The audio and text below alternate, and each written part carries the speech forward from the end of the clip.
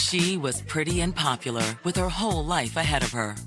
She was so motivated and had a really bright future. She was outgoing. Everybody loved her. She was a really fun person. But tragedy strikes and leaves a community terrified. She's burnt. The only thing that was recognizable on her was her face. It was just such a shock. Everyone was so afraid. The community was grappling with the question of why this happened. And someone knows the truth. She was only 15. She never even had the chance to live. He had an incredible secret and an incredible burden. I have information on an open murder case. If that young man had not entered the police station that day, we would still not know who killed Jasmine Moore. 9th, 2009, Alma, Georgia. It's Sunday morning in this tiny rural town, 3.5 hours south of Atlanta. Alma, Georgia is a very quaint town, family-oriented town. Definitely a very close-knit community, very quiet. It's somewhere that you feel very at home. Most folks are already on their way to Sunday service when Pamela Moore walks up to her front door. Pamela worked the night shift at a local factory and had just made it home. Jasmine? She was very active in church. Our community is very church-oriented.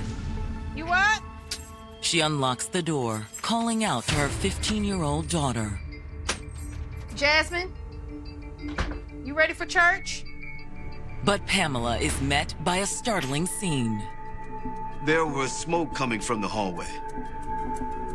Jasmine? It seemed to be coming from the back of the house. In a panic, Jasmine! Pamela runs towards Jasmine's room. Jasmine! In the hallway, Pamela finds her daughter, unresponsive and covered in blood and char. I couldn't imagine finding my child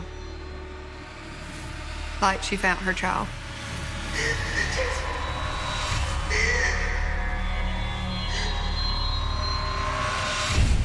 In the summer of 2009, Jasmine Moore was looking forward to her sophomore year at Bacon County High School. How many kids are excited about going back to school from summer break? But she was excited to go back to school. She was very popular. She was in the band, and everybody liked her because she had such an outgoing personality. Hey. She lived down the road from me, and we rode the same school bus. And that's how we first got to know each other. Jasmine was somebody who always had a smile on her face. She loved to laugh. She was a jokester. She was just somebody that would make you want to laugh with her. Text me, okay? Yeah, I will. Okay. I'll see you. All right, bye. When it came to her studies, though, Jasmine had a serious side. Jasmine was very smart. She was on the road and stuff. She was involved in a lot of clubs and extracurricular activities. Jasmine was so ambitious. She has so many dreams. She actually wanted to join the military. She always told me she wanted to be like a big brother, to go into the Army. And I told her she can do it. That's what she wanted to do. She should do that because she was a small person, but she had a big heart. At just 15 years old, Jasmine's big heart was already falling hard for her classmate, 17-year-old Dion Smith. Hey, Jasmine. Hi, Dion. Jasmine and Dion Smith met at school. He was a really popular guy, and this is what drawn Jasmine to him. Hey, can I take you to class? Yeah. Thank you. He was very charismatic, like if you were his age or around his age, you'd want to hang out with him. But Jasmine wanted much more. She wanted to be his girlfriend. She wanted something a little more serious. Dion was the guy that Jasmine dreamed of, her fantasy boyfriend. Jasmine's fantasy became a reality when she and Dion began seeing each other. Hi. Jasmine and Dion did end up seeing one another several times over the summer. How are you? Good. You look amazing. Thank you. It was one of those summer romance relationships. Dion was the older, popular guy. You ready to go? Yes. Come on. And Jasmine was really into him. To Jasmine, Dion was the guy of her dreams. But Dion had a reputation amongst their classmates. He was kind of a ladies' man. He was still trying to be what most 17-year-old boys are, a playboy, and trying to talk to multiple girls at the same time. Yet Jasmine was convinced that Dion would realize she was all he needed. She was ready for church bells and living together forever, which at 15 most girls are. Every guy they see, oh, I'm going to get married to him. Jasmine loved the idea of her summer fling with Dion carrying into her sophomore year. This was going to be her year, her time to shine with this new guy, this perfect guy. But that Sunday morning, Jasmine, the day before classes are set to begin, you ready for church? Jasmine's mother comes home from work to a horrifying discovery. Jasmine. Jasmine! Jasmine! It's so shocking for Mom. She was devastated. Jasmine. After finding Jasmine's body on the floor, Pamela calls out for help. Somebody! Help me! Run! 911! Minutes later, police and firefighters arrive on the scene. But it only takes a moment for first responders to realize that this crime is unlike anything this small town has seen. Inside the house, first responders find Jasmine's mother on the floor, cradling her daughter. I can't even begin to imagine what it was like for Jasmine's mother. That was her only child. She was severely burnt all over her body. The only thing that was recognizable on her was her face. Blood on the walls tells police this was clearly a homicide. As horrific as her burns are, it's obvious to first responders that the fire is not what killed her. You could tell there was a struggle. No one should have to die that way, especially someone that's sweet like that, don't do anything. She didn't do drugs, she didn't do any kind of stuff like that, you know, just, there was no reason for it. A 15-year-old girl, very well liked. Why would someone brutally murder her? At the beginning of August 2009, 15-year-old Jasmine Moore was counting down the days, looking forward to the start of school. Jasmine is actually finishing up her summer and getting ready to go start the new sophomore school year. She was very excited for the first day of school. She liked to socialize. She was a social butterfly. But she was more excited by her blossoming romance with 17-year-old Dion Smith, who was entering his senior year of high school. She was falling for him hard. She had a lot of future plans laid out, and he was the one for her. They were hooking up, but she actually wanted something more. However, on the Sunday before the start of the new school year, the small town of Alma is rocked by tragic news. Jasmine! Jasmine Moore's mother has arrived home from work to find Jasmine lying dead outside her bedroom door. There's a lot of blood on the walls, and her body was badly charred. As first responders arrive, they're shocked by the level of violence rarely seen in their quaint community. There's no doubt that Jasmine has been murdered. It was the first crime scene like that I had been to. One that was so horrendous, so violent. So it was very shocking for me. We're gonna check this out. The condition of the body makes it difficult for officers at the scene to determine the exact cause of death. She was severely burnt all over her body. She had some injuries to the back of her head. The blood on the walls and floor allows police to follow the trail of the brutal attack. It looked like the attack started in the bedroom, but it ended in the hallway. Then the killer had apparently set Jasmine's body on fire. A missing smoke detector explains why no neighbors reported a fire alarm. It also proves someone intentionally tried to destroy evidence. It was mainly in the hallway. It wasn't a very extensive fire. It went out pretty quickly. After burning Jasmine's clothes, the flames sputtered out without burning the rest of the house. Investigators hope that some forensic evidence survived the flames. Since there was a struggle, there could still be traces of the killer's DNA under Jasmine's fingernails. However, Alma's police force does not have their own forensic lab and must send samples to the Georgia Bureau of Investigation. Hey, can you go ahead and get GBI on the phone? Yeah. We're gonna need him. They have a whole lot more resources than we have, so they can get a lot more done quicker. Yes, sir. We can. Even without a detailed forensic analysis, the crime scene does yield some crucial information. The house didn't look broken into. There was no forced entry, so it had to be somebody she knew and let in the house. There was no evidence of a robbery either. The only thing missing was Jasmine's phone. First responders were sure that this was not a random attack. It was definitely something personal. Who could have done this to such a well-liked young woman? While waiting for the GBI forensics experts to arrive, investigators turned to Jasmine's mother for help to generate leads. It's very hard because you want to comfort them, but at the same time, you've got to do your job and console her while trying to figure out what was going on. We'll find out who did this, but we're gonna need your help. I'll try. Through her grief, Jasmine's mother tries her best to answer questions. Jasmine's mother told police that when she left for work at around 11 p.m., her daughter was home alone getting ready for bed. Did she ever have any friends over? No, not while I was at work. The rules was that she was not to have anybody over after her mom left for work.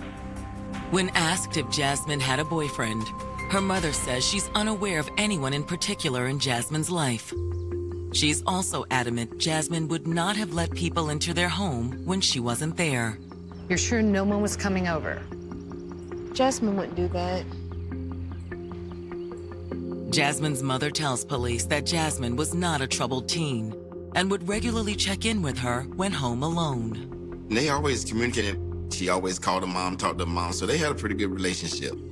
That's when Jasmine's mother reveals some tension between Jasmine and her boyfriend, a man named Henry Wilton. Jasmine's parents had split up when she was young. Her dad remarried, and her mom had began dating a guy named Henry Wilton a while back. According to Jasmine's mom, her daughter and her boyfriend didn't get along, mainly because Jasmine did not like all the time Henry spent at their home. Jasmine's mom tells police she has occasionally give keys to her boyfriend. Would anyone have a reason to hurt Jasmine? No. Nobody want to hurt my baby. She didn't have any enemies. She was well liked. Everybody loved her in the community. Anyone else been over here recently? Just Ron from next door. All right, let's go ahead. Ron was the neighbor who called 911 for Jasmine's mother. She told police they had gotten to be pretty good friends. He was the closest neighbor due to the location. He was over there a lot, and he was just always around.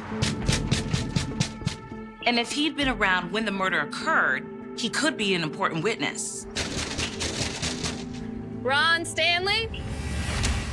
Naturally, police are gonna go talk to him. They wanna know, what does he know? Mr. Stanley? Mr. Stanley, Yes, you mind if I ask you a few questions about last night? I suppose.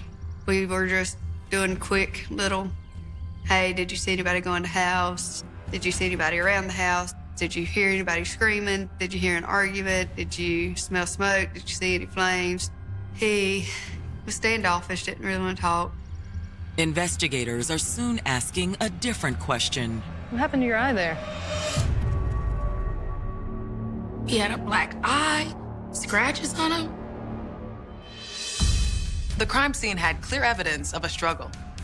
Could Ron's injuries be connected to Jasmine's horrific murder? So much pointed towards him. He's really looking like a suspect. Officers investigating the murder of 15-year-old Jasmine Moore have just uncovered what could be their first possible suspect, the victim's next-door neighbor, Ron Stanley. When police interviewed Ron Stanley, he had a black eye, scratches on him. Was it possible that Ron's injuries were the result of a fight with Jasmine that turned deadly? It looked like she struggled at the crime scene. So it just makes him look suspicious. Ron's injuries aren't the only thing investigators find suspicious. He was standoffish, didn't really want to talk, didn't want to tell us where he was at, what he was doing that night. It's only when police asked point blank about the injuries to his arms and face that Ron offered an explanation. What happened to your eye? I got in a bar fight. The only thing that he did tell police is that he was out at a club till about 3 a.m. He came home and went to sleep. Yeah, you got in a bar fight with. Did you know him? Duke. That's what they call him.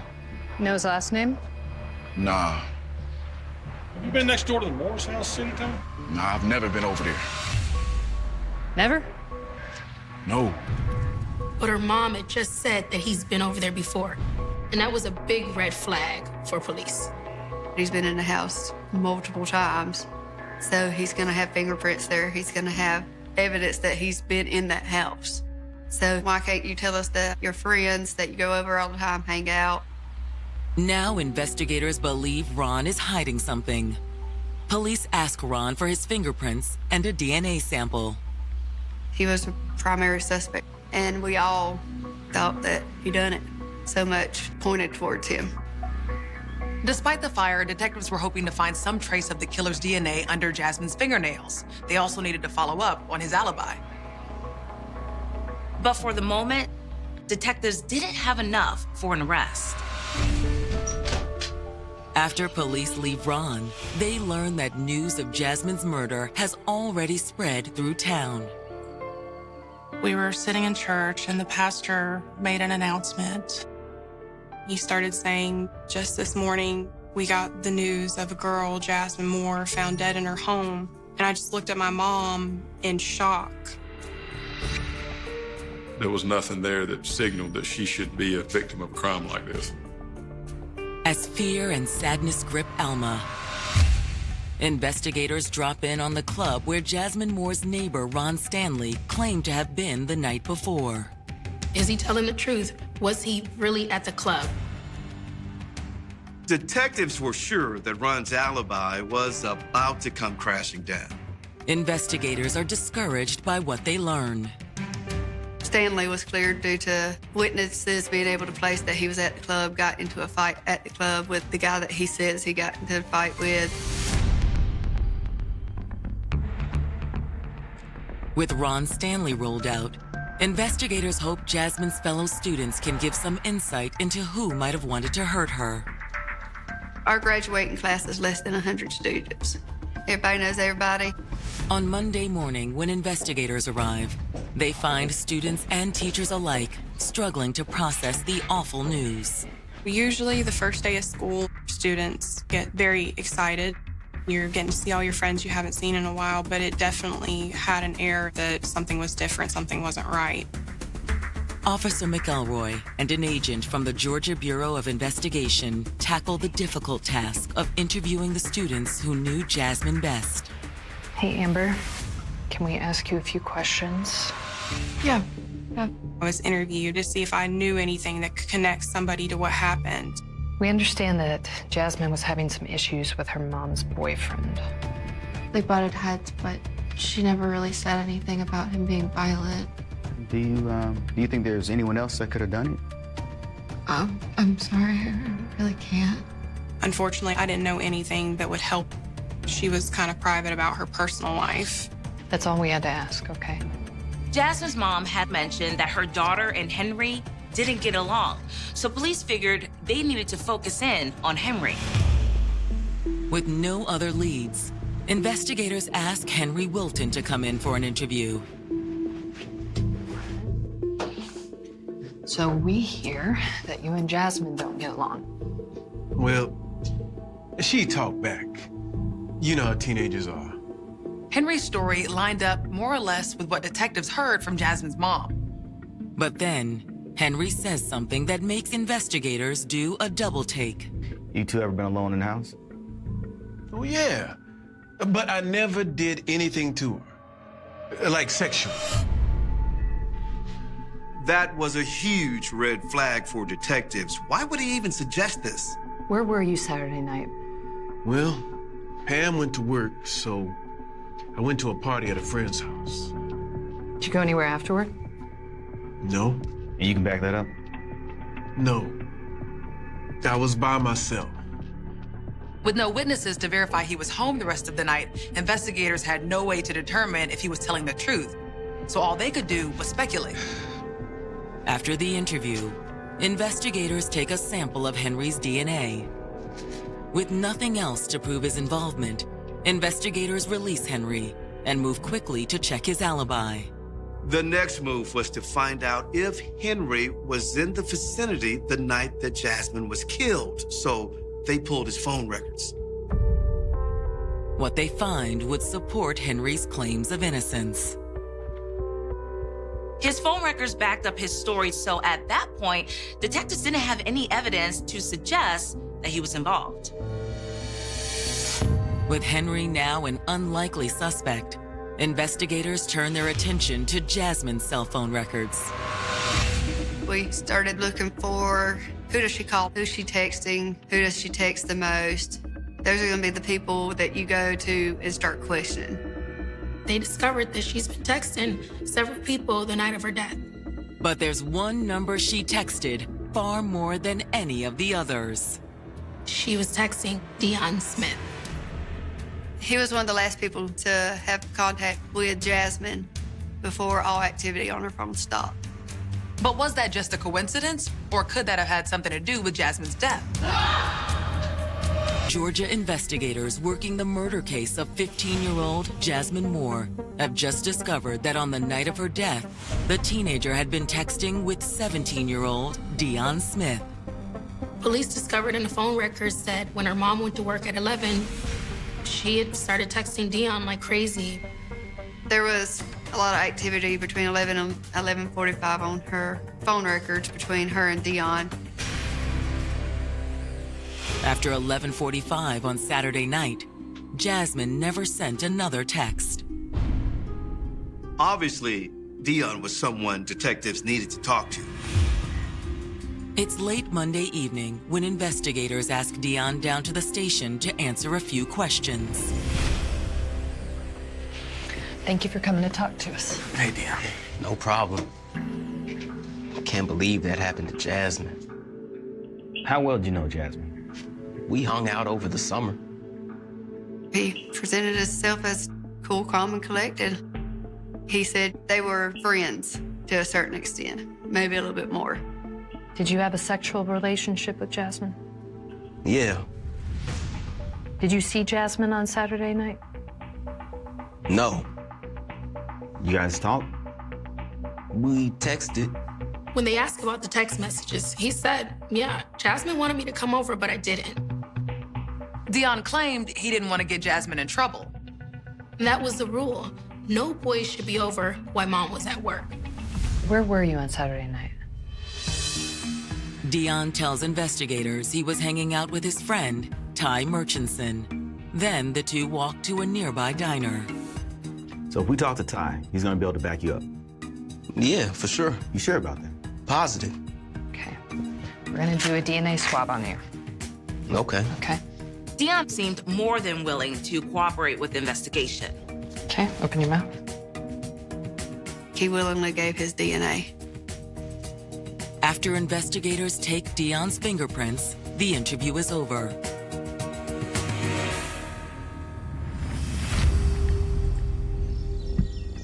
The next morning, investigators bring Dion's friend, Ty Murchison, in for questioning.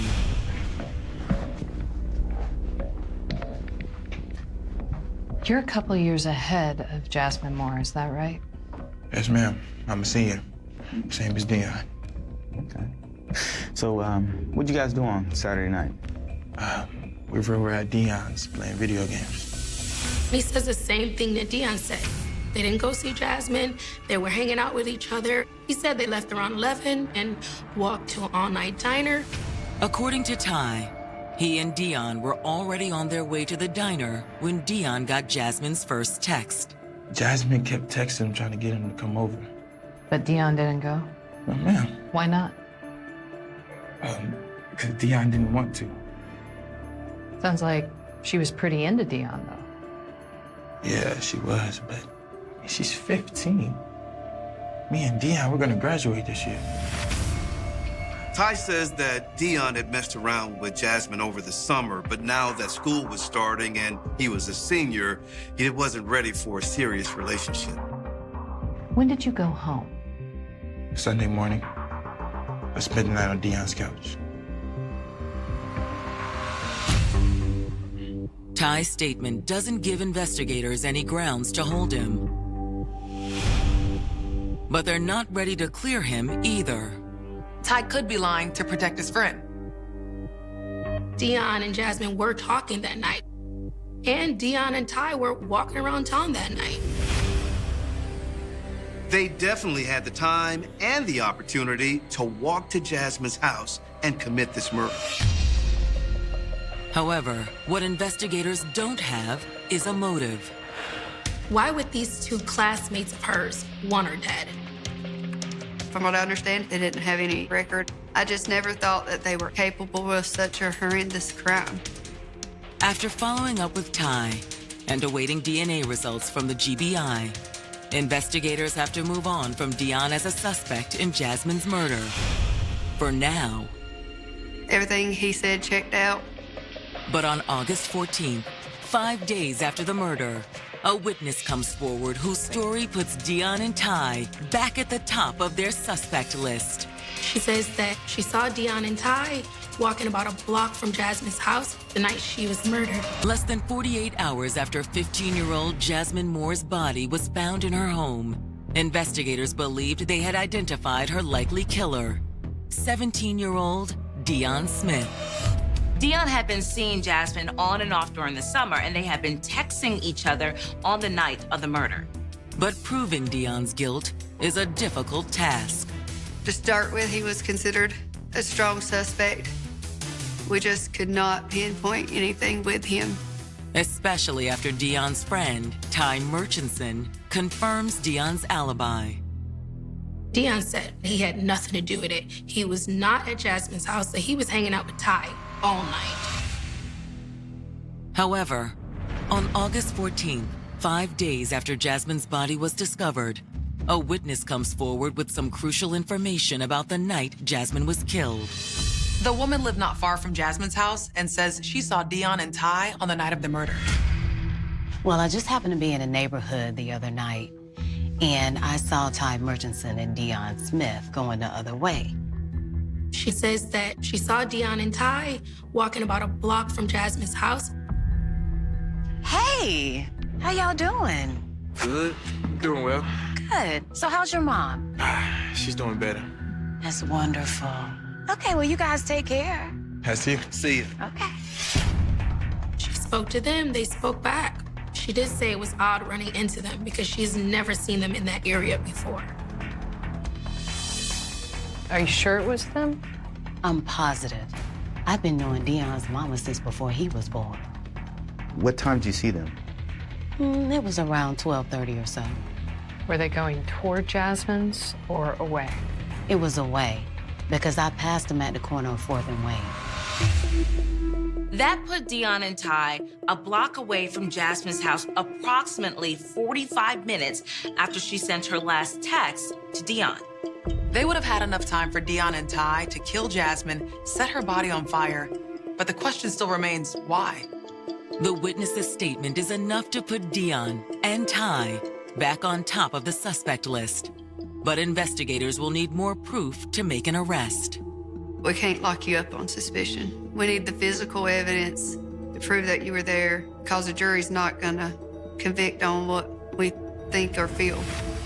While investigators wait for the analysis from the GBI, they decide to pull Dion and Ty's phone records. But it's a dead end. Those phone records showed that they were nowhere near Jasmine's home. Then, on September 4th, 2009, investigators receive the forensic analysis and hope it will provide the break they need. Jasmine's autopsy results and the DNA from all the various suspects had gone off to the Georgia Bureau of Investigations for analysis. Detectives get the forensic report back, and it was really frustrating. We couldn't get anything off her body, nothing under her fingernails, nothing that would say Who done it? There was also zero evidence of a sexual assault, so police were still without a motive. Leads dry up. Now all investigators can do is hope someone knows something and is willing to come forward. Police offer up a $10,000 reward for anyone who had any information to come forward and help them. The authorities here were adamant that it was never a cold case. They continued to work their suspects and continued to work the people close to them and close to the victim. They never let it go. It was always on everybody's mind. 2 years pass with no new leads. The community began to wonder if we would ever know what really happened that day that Jasmine was killed. Investigators have never been able to rule out Deon Smith and his friend, Ty Murchison, as suspects. They didn't have everything that they needed. They're just waiting on that one break. It was something we always kind of kept in the back of our head. Is there something that we could have done different? Did we collect all the evidence? Did we talk to all the right people? Why isn't somebody coming forward? The long wait for justice is especially difficult for Jasmine's family. That was bad. I mean, that just leaves us wondering all the time who did it. Her family had a very hard time with us not being able to find who done it. Then, late on the evening of June 7th, 2014, almost 5 years after Jasmine Moore was murdered, Ty Murchison walks into the police station. In the 5 years since the murder, Ty had graduated high school, gotten a job, and started a family. Can I help you? He'd been baptized and wanted to clear his conscience of all of his past wrongdoing. Apparently, there was still one sin that he needed to wash away.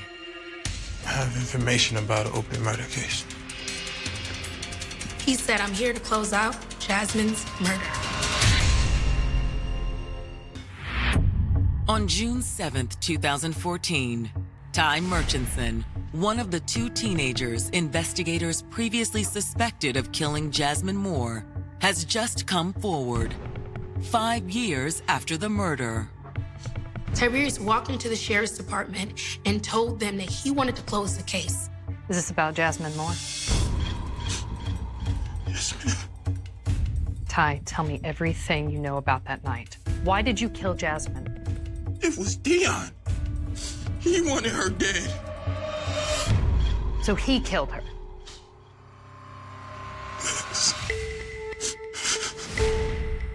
Jasmine had told Deon that she was pregnant. Deon said, well, we're not gonna deal with that. We're gonna end the pregnancy. Deon decided that he would rather kill Jasmine than be a father. What's really sick is that he didn't just want Jasmine dead. He wanted the baby gone also. According to Ty, all Deon needed was the right opportunity. And by taking advantage of Jasmine's affection for him, he saw his chance. When Jasmine texted Deon that Saturday night, he put the murder plot in motion. Hey. What's up, Jasmine? Hi. And Ty went with him. After she let us in, I went and sat on the couch in the living room. And he took her back to the bedroom. You okay? We need to talk. Okay.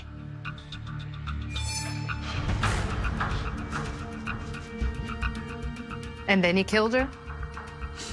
No, not yet. Were they fighting or arguing or yelling? Yes, they were arguing. About the baby?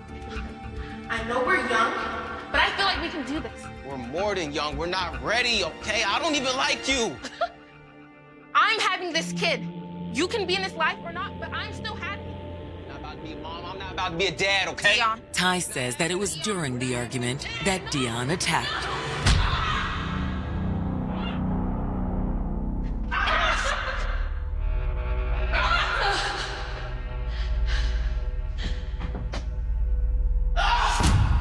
Yo, Deon.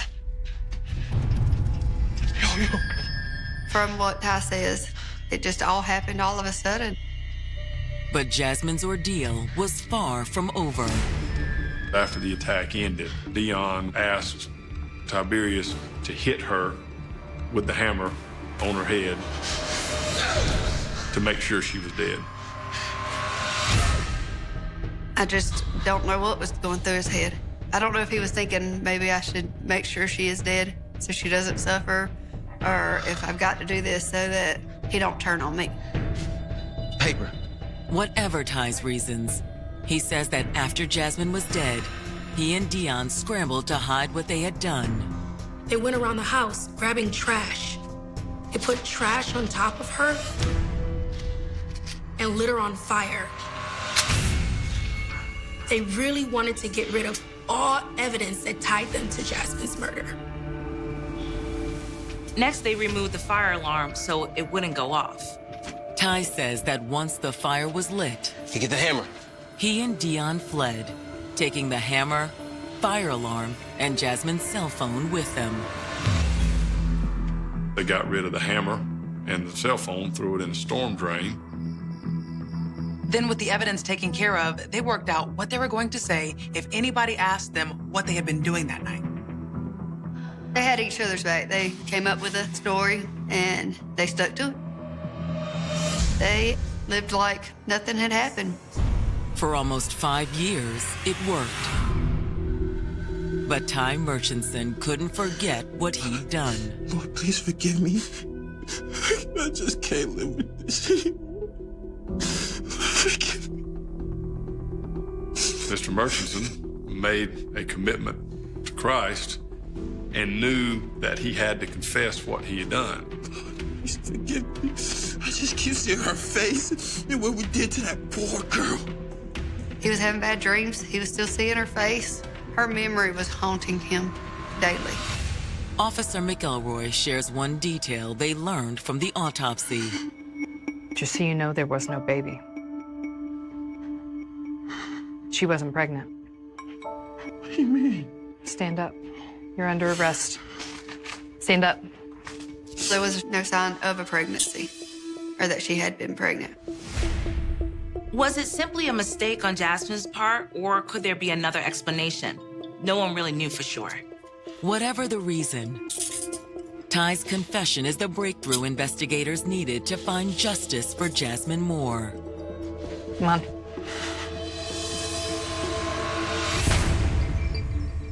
The next day, detectives find Dion and they arrested him. We interviewed Dion, and of course he lawyers up, doesn't want to talk. The prosecution feels confident to move forward without Dion's cooperation. In April of 2016, Dion Smith goes on trial for murder. Tiberius is the star witness. He probably could have gone the rest of his life without this being known by anyone but Dion, and yet he came forward. Tiberius worked out a plea deal. He got 30 years, 20 for aggravated assault, and 10 for arson. But will his testimony be enough to convict Dion of Jasmine's murder? This whole time, he maintained that he had nothing to do with this. He claimed that he wasn't there, that he didn't know what was going on, that he don't know why he was even brought up into it. Will the jury believe Dion, or will they believe Ty? He was convicted. He was sentenced to life in prison. Tiberius came forward and did the right thing and at least gave the family and gave the community some closure. If that young man had not entered the police station that day, we probably would still not know who killed Jasmine Moore. That's what solved the case. His conscience. God just put a burden on him because the case. The rain in November 1984 didn't wash away the sins of the city. It only deepened the darkness that had already begun to swallow the small, unsuspecting town of Oakhaven. It was a place where doors were left unlocked and children played until the streetlights hummed to life, a quiet enclave nestled against the dense, suffocating sprawl of the northern woods. Then, the silence was shattered. Not by a scream, but by a sudden, chilling absence, the disappearance of 17-year-old Clara Vance. One moment, she was walking the familiar path home from the local library, the autumn leaves crunching rhythmically under her boots. The next, she had evaporated into the mist. When her scarf was discovered hours later, snagged on a rusted barbed wire fence near the trailhead, it wasn't just a garment. It was a death warrant for the town's innocence. The authorities descended like a swarm, flashlights cutting through the gloom, dogs straining at their leashes, but the woods were an impenetrable wall of secrets.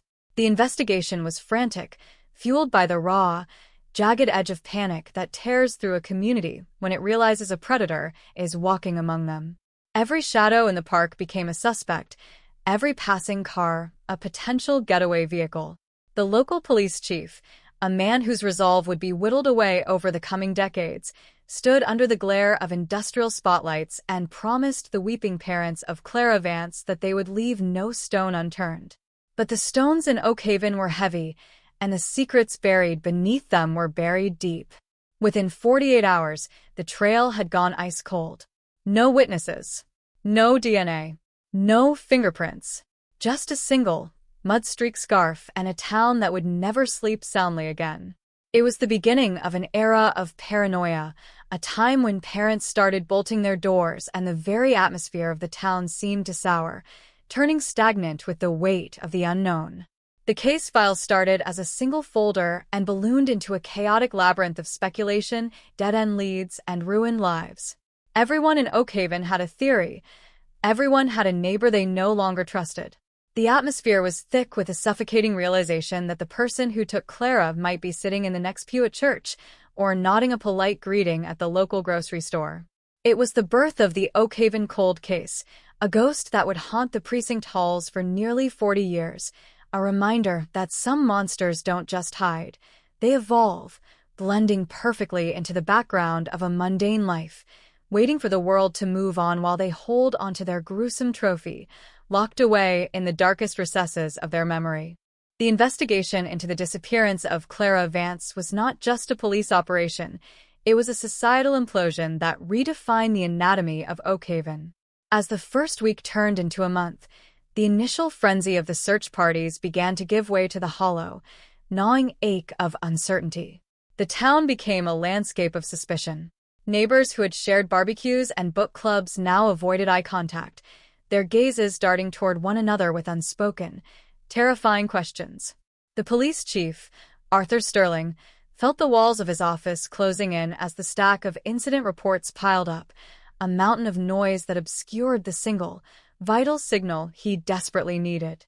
Every report was a desperate cry from a panicked public, a strange man spotted near the elementary school, a shadowy figure seen lurking behind the old sawmill, a phone call that hung up the moment he answered.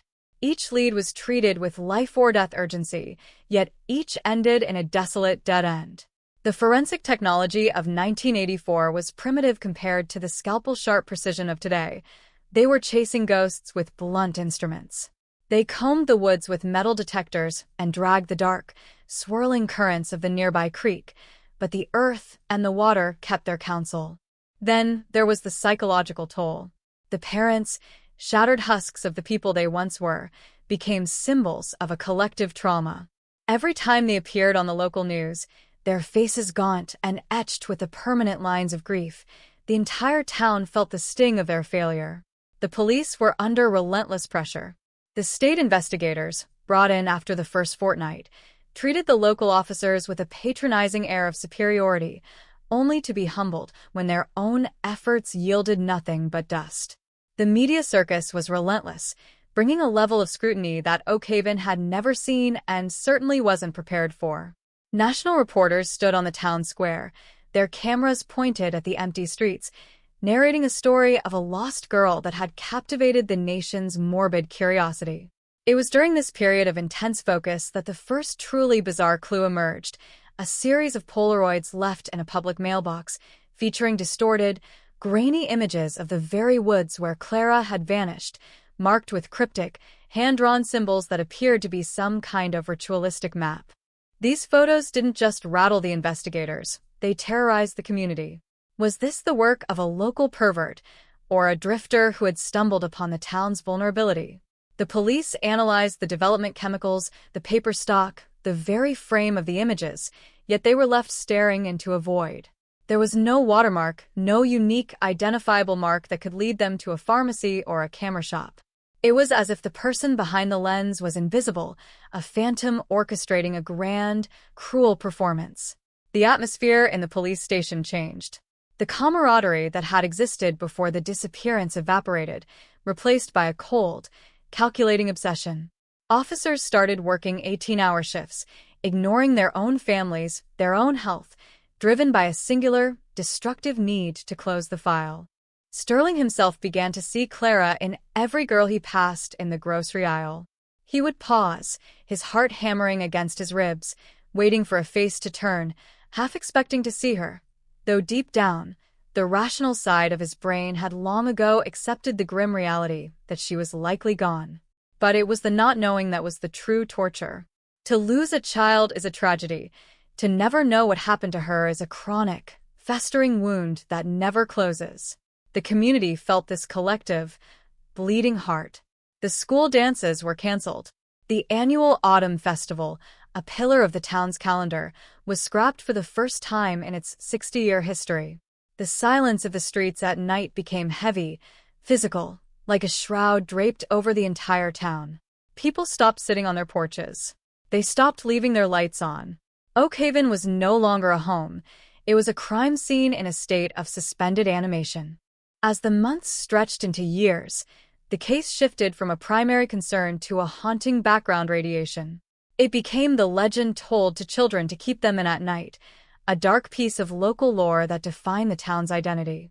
Younger officers would join the force, hearing stories of the Vance girl case, and they would look at the archived boxes in the basement with a mix of reverence and dread. They knew the file was thick, filled with theories that had been debunked, suspects who had been cleared, and enough red tape to wrap around the world twice. Yet, there was always that one lingering, unanswered question that kept the flame alive. If a body was never found, could there still be hope? That question was the poison that kept the town sick. It prevented anyone from moving on. It turned the victim's family into permanent, living statues of grief, never allowed to hold a funeral, never allowed to find closure. The investigation entered a period of dormant stagnation, but in the shadows, the killer was not idle. The patterns, once viewed as singular, began to show faint, horrifying echoes in neighboring jurisdictions. A disappearance in a town 50 miles away, an unsolved cold case in a rural county. These incidents started to catch the eyes of seasoned detectives who began to wonder if the monster that stalked Oakhaven was not just a resident, but a nomad, a predator who moved through the landscape unseen. They started to cross-reference the geography, the timing, the methods, searching for a signature that remained hidden behind the veil of decades. The lack of evidence wasn't an accident. It was a strategy. The killer was methodical, perhaps more sophisticated than anyone had dared to imagine. As the technological revolution began to dawn, investigators found themselves looking back at the 1984 files with new eyes, wondering if the answers weren't actually in the ground or the trees, but in the very data they had been unable to process all those years ago. The air in Oakhaven remained heavy with the past, the secrets of the woods whispering through the wind, waiting for someone to finally listen, waiting for the day that science would catch up to the darkness. They didn't know it yet, but the hunt was about to begin again, not with physical strength, but with the cold, digital truth of DNA. The cycle was preparing to shatter, and the silence was about to be broken in the most violent way possible. The turning point didn't arrive with a thunderclap. It arrived in the form of a quiet, unassuming email on a Tuesday morning in late 2025. For 3 decades, the Oakhaven case had been relegated to the archives, a dusty, moth-eaten collection of manila folders stored in a humidity-controlled room in the basement of the regional precinct. It was the kind of case that detectives eventually passed down like a cursed heirloom, a cautionary tale about the limitations of human effort. But as the world moved into the era of advanced genetic genealogy, the dormant files suddenly pulsed with new, terrifying potential. A cold case task force, led by Detective Sarah Miller, a woman who was barely a toddler when Clara Vance vanished, began the grueling process of digitizing every scrap of paper, every grainy photograph, and every piece of physical evidence that had been recovered from the 1984 crime scene. They were looking for something they had missed, something so minuscule that it had been dismissed by investigators in an era when DNA profiling was little more than a concept in a science fiction novel. They re-examined the scarf. It had been stored in a plastic bag for 41 years, the fabric brittle and discolored, smelling faintly of mildew and ancient cedar. Under the harsh, unforgiving light of a modern forensic lab, the experts didn't just see a piece of winter clothing. They saw a timeline. They used laser scanning technology to map the surface, searching for microscopic skin cells, fibers, or trace elements that could have been transferred during a struggle. It was a needle-in-a-haystack endeavor, requiring the patience of a saint and the precision of a surgeon. The team worked in near-total silence, the only sound the steady hum of air filtration systems and the occasional clack of a keyboard. The pressure was immense. The town of Oakhaven was watching, their collective breath held for decades, waiting for a signal that the nightmare was finally nearing its end. Days bled into weeks. The lab became their home, filled with the aroma of stale coffee and the palpable, heavy tension of a countdown clock that refused to tick. Then, a signal emerged. Tucked deep within the hem of the scarf, caught in a tiny snag where the wool had been pulled tight, was a microscopic deposit of biological material, not just skin, but a minute trace of blood that had defied the elements. It was a miracle of preservation. The lab technicians moved with slow, deliberate motions, knowing that one wrong move could destroy the only evidence they had in nearly half a century. They extracted the sample, a tiny smear of reality that carried the genetic blueprint of the man who had touched Clara Vance that freezing night. But obtaining the DNA was only the first step. Comparing it against the National Criminal Database yielded nothing. The killer was not in the system, or at least not yet. This brought a new, chilling realization. The culprit was a ghost, in the eyes of the law. He hadn't been arrested for petty theft, he hadn't been pulled over for a DUI that resulted in a fingerprint record, and he hadn't volunteered his genetic information for any genealogical database. He was a master of evasion, a shadow who lived in the cracks of the system. The investigation shifted gears, moving from traditional police work into the complex, invasive world of forensic genetic genealogy. They began uploading the profile to ancestry sites, searching for distant cousins, second- and third-degree relatives who might unknowingly hold the key to unmasking the predator. This process was like casting a net into an ocean of data. Thousands of potential matches appeared, a sea of names and faces that had to be sifted through one by one. It was a painstaking, often frustrating labor. They constructed massive family trees, tracing lineages back to the turn of the century, analyzing migratory patterns, marriage certificates, and birth records. The team was effectively reconstructing the killer's entire history from the ground up, identifying branches of the family that had lived in or passed through Oakhaven during the early 1980s. Each discovery felt like a revelation, a tiny, glowing thread in a dark, tangled tapestry. They found men who had lived in the area, men who had moved away, men who had passed away, all possibilities that had to be investigated, scrutinized, and either cleared or marked for further inquiry. The atmosphere in the investigation room became electric. Every time they narrowed the search area, the reality of the situation hit them with greater force. This wasn't just a cold case. It was a cold-blooded hunt for a man who had been living amongst them, aging, perhaps even watching the news reports as the town continued to suffer. They uncovered a cluster of individuals who shared a common ancestor with the DNA found on the scarf, a specific branch that had settled in a neighboring county shortly after the disappearance. As they honed in on the prime candidate, a man named Elias Thorne, the evidence began to align with a horrifying, singular clarity. Thorne had been a delivery driver in 1984, a job that allowed him to travel freely between towns without raising suspicion. He was a transient figure, a man who could easily disappear into the landscape, and his physical description, buried in an old, overlooked witness report from a library patron, matched the profile the detectives were building. The pieces began to slide into place like a macabre jigsaw puzzle.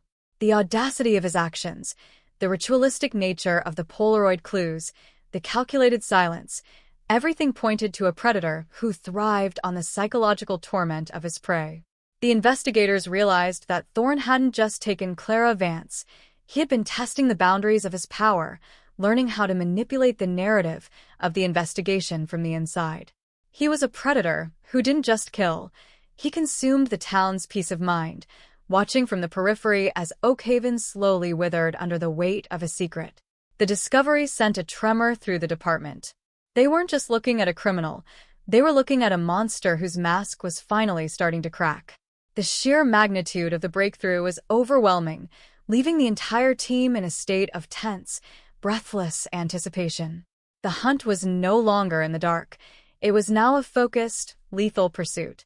They had the name, they had the profile, and they were closing in. The shadow that had loomed over Oakhaven for 4 decades was finally being forced into the light, and for the first time, the people of the town felt the cold, hard promise of justice flickering on the horizon. The silence of the woods was no longer an impenetrable barrier. It was a witness preparing to testify, and the man who thought he had escaped into eternity was about to find that there is no place to hide from the relentless, probing reach of science.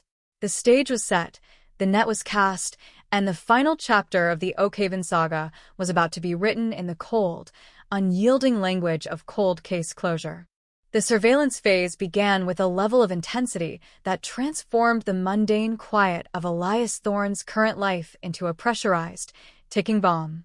Thorne lived in a dilapidated, single-story house on the outskirts of a rural town 300 miles from the original site of the crime, a place where the lawns were overgrown and the neighbors kept their curtains perpetually drawn. The detectives, operating in deep cover teams, watched him from unmarked vehicles that blended into the landscape of rusting pickup trucks and abandoned farm equipment. They were looking for the man who had been a ghost in 1984, but they were confronted with an aging, frail-looking individual whose movements were slow, deliberate, and entirely devoid of any overt criminality. He was a creature of habit, walking to the local post office every morning at 9 a.m., spending his afternoons on the front porch with a lukewarm cup of coffee, and retreating into the absolute darkness of his home before the sun had even fully dipped below the horizon. The cognitive dissonance was staggering. How could this man, who appeared so utterly unremarkable, be the same entity that had terrorized a community and evaded the reach of the law for nearly 41 years? Every day, the lead investigators scrutinized his habits, searching for the slightest deviation, the smallest slip that might betray his dark past. They bugged his trash, combed through his mail, and used long-range directional microphones to capture the ambient sounds of his daily existence. What they heard was the sound of profound, crushing isolation. There were no visitors, no phone calls, and no signs that he interacted with the world beyond the occasional, perfunctory exchange with a grocery clerk. It was as if he were already living in a self-imposed prison, a life defined by the same silence he had inflicted upon Oakhaven. Yet, the detectives knew better than to be deceived by appearances. A predator's mask is often constructed from the most mundane materials. They began to cross-reference his past movements with the dates of other disappearances, realizing that Thorne had been a phantom in transit, his work history showing employment in logistics, driving routes that mirrored a disturbing map of regional cold cases spanning 3 states. The weight of what they were uncovering began to shift the internal atmosphere of the task force. This wasn't merely about one girl anymore. It was the terrifying realization that they had stumbled upon a career predator, a man who had operated with impunity for decades under the very noses of law enforcement. They found, through his employment records, that he had frequently taken extended leaves of absence during the exact windows when other young women had gone missing, only to reappear weeks later, his demeanor unchanged, his routine meticulously reset. He was a master of the cool down, the period between strikes that allowed him to remain undetected by the authorities who were busy chasing local, impulsive suspects. The investigators began to compile a digital mosaic of his life, a sprawling, complex diagram that connected the dots between isolated incidents, linking them through a shared genetic signature and a consistent, albeit sophisticated, tactical approach. Inside the van, the atmosphere was thick with the scent of adrenaline and stale sweat. Detective Miller, her eyes glued to a monitor displaying a live feed of Thorne's porch, felt the hair on her arms stand up. She watched him interact with Stray Cat, a gesture that seemed almost tender, a stark contrast to the violence they knew he was capable of.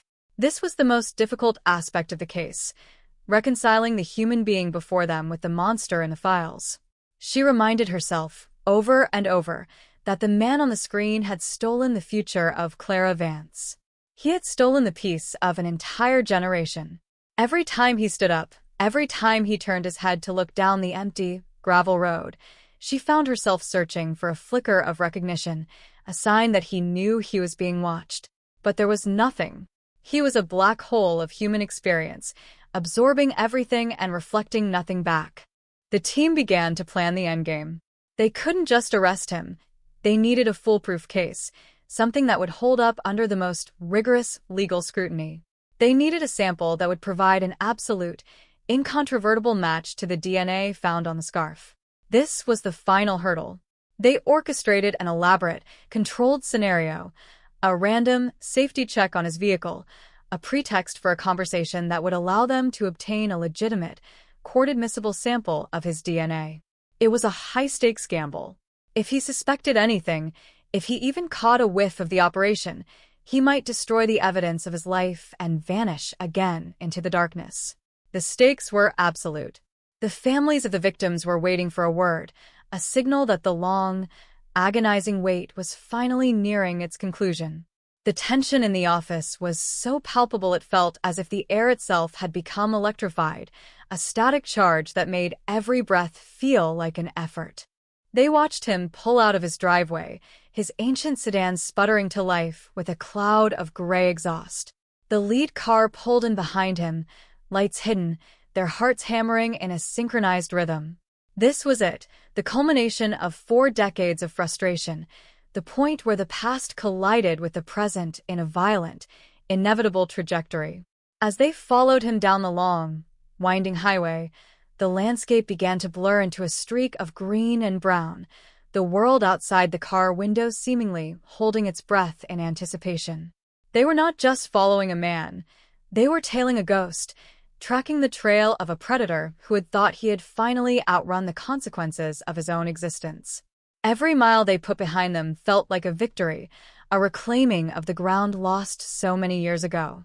They were closing the distance, narrowing the gap until the predator had nowhere left to run, nowhere left to hide, and the truth, hidden in the silence of the woods and the depths of the files, was finally ready to scream. The trap was set on a sweltering Tuesday afternoon, a day so humid the air felt heavy with a scent of pine and decay, mirroring the suffocating tension that had gripped the task force for weeks. Elias Thorne, unaware of the dragnet tightening around his solitary existence, pulled his sedan into the dusty parking lot of a secluded bait-and-tackle shop on the outskirts of the county. He moved with the erratic, jittery energy of a man who had spent too long in the shadows, his eyes constantly scanning the perimeter, not out of any specific suspicion, but out of a deep-seated, reptilian instinct for self-preservation. From their unmarked van 300 yards away, the surveillance team watched his every move through high-definition long-range lenses. This was the moment. The plan was surgical, a staged, random, traffic violation that would serve as the legal pretext to initiate a direct interaction and, ultimately, secure the DNA sample they desperately needed to bridge the gap between 1984 and 2026. Detective Miller, leading the operation from the command vehicle, could feel the pulse in her throat. She whispered the go signal, and 2 of her best officers, men who had spent years dissecting the minutiae of the Vance case, moved into position. They weren't just police officers. They were the embodiment of 4 decades of deferred justice, the human manifestation of a town's collective scream. As Thorne exited the store, a carton of milk and a loaf of bread tucked under his arm, he walked toward his car, oblivious to the fact that his world was about to collapse. The officers pulled their cruiser in front of his path, lights flickering with a low, rhythmic hum that seemed to vibrate in the very pavement. Thorne stopped, his body going rigid, his eyes darting toward the encroaching officers with a mixture of confusion and a flicker of deep, primal terror. The interaction was a masterclass in controlled precision. The officer, a veteran named Sergeant Holloway, stepped out with a calm, practiced ease. "Mr. Thorne, you are observed crossing the center line back there," Holloway said, his voice steady, masking the electric surge of adrenaline coursing through his veins. Thorne's response was a stammer, a string of incoherent, defensive murmurs that didn't quite make sense. His hands shook as he fumbled for his license, a worn, laminated slip of plastic that looked as ancient as the cold case file itself. This was the window. Holloway moved closer, his movements deliberate, creating a sense of natural, conversational intimacy that disarmed the suspect. The plan relied on a mundane interaction, a spilled coffee, a dropped ID, something that would necessitate a physical exchange and leave behind a trace. As Thorne reached for his registration in the glove box, a sudden, sharp gust of wind caught his hat, sending it skittering across the cracked asphalt toward the police cruiser. It was a chaotic, unscripted moment that shifted the entire dynamic of the stop. Thorne reflexively lunged for it, his movements frantic, but he tripped on the uneven pavement, his hand scraping against the sharp, rusted metal of his car's door frame. It was a small, almost insignificant injury, a thin red line blooming on his palm, but to the investigators, it was a thunderbolt. Holloway reacted instinctively, reaching out to steady him, his gloved hand coming away with a faint, crimson smudge. The look of panic in Thorne's eyes was absolute now. He scrambled to his feet, shielding his hand, his breathing turning into ragged, wet gasps. He knew, or at least he sensed, that the veil had been lifted, that the predator was being forced into the open. The team kept the interaction brief, allowing Thorne to leave, his heart undoubtedly hammering against his ribs in a rhythm that matched the ticking of his own personal doom.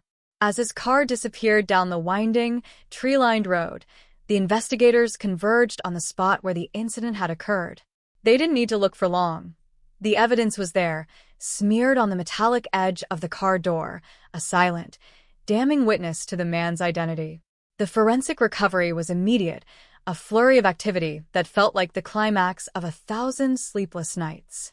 Within minutes, the sample was sealed, labeled, and prepared for transport to the state crime lab. The drive to the lab was the longest journey of Miller's life. The silence in the car was heavy, expectant, and pregnant with the weight of history. Every mile felt like a bridge being crossed, a barrier between the past and the present dissolving into the ether. When they arrived, the lab was already prepared. The head forensic analyst, a woman whose career had been defined by the very cold cases that now sat on her workbench, didn't speak. She worked with the focused, detached efficiency of someone handling something sacred.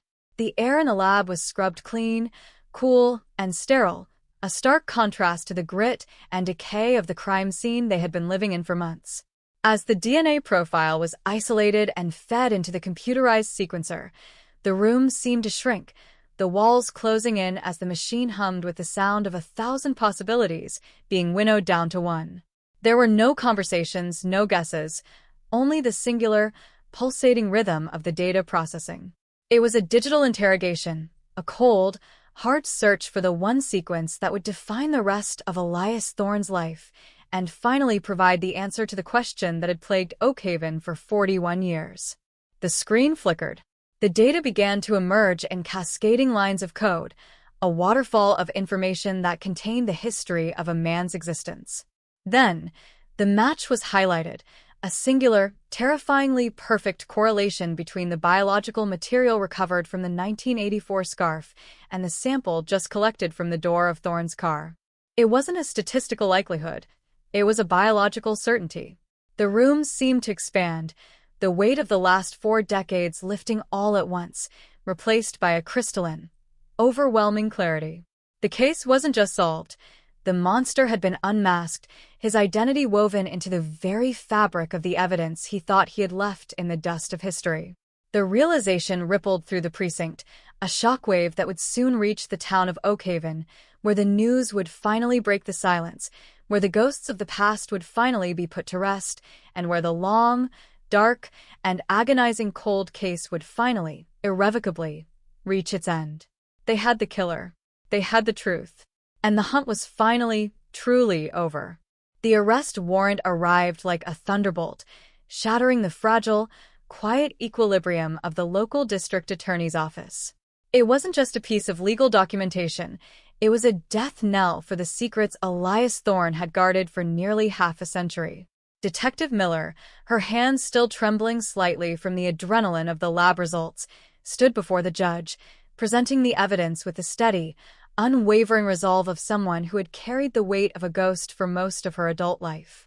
The judge, a man who had seen his fair share of tragedy in this region, went silent as he reviewed the DNA reports, a chilling bridge between the 1984 crime scene and the bloodied doorframe of 2026. When he signed the order, the sound of the pen scratching against the paper seemed to echo through the empty courtroom, a sharp, final punctuating mark on decades of uncertainty. The operation to apprehend Thorne was classified, a top-tier tactical maneuver involving a heavily armed SWAT unit that understood they were not dealing with a confused old man, but a cunning, calculated predator whose life had been one long, sustained act of deception. The raid was timed for the pre-dawn hours, the moment when the world is caught in a state of suspended animation, somewhere between the heavy dreams of the night and the harsh, unforgiving light of the day. The team approached the derelict house on the outskirts of town in total silence, their movements synchronized, shadows melding into the dense, overgrown brush surrounding the property. Miller rode in the lead vehicle, her heart hammering against her ribs like a trapped bird. This was the culmination of a journey that began with a lost scarf and a terrified town.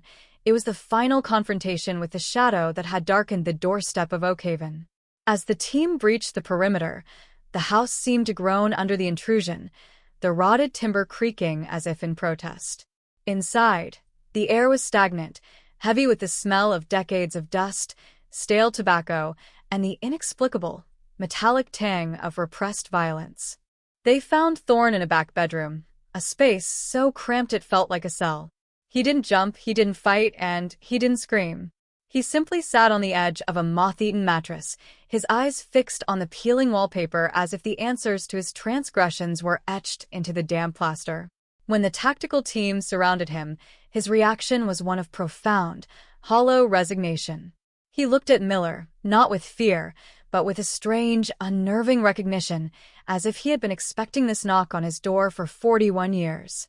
It was the look of a man who had been living in a state of perpetual, low-level terror, a man who had spent every waking moment waiting for the past to finally catch up to him.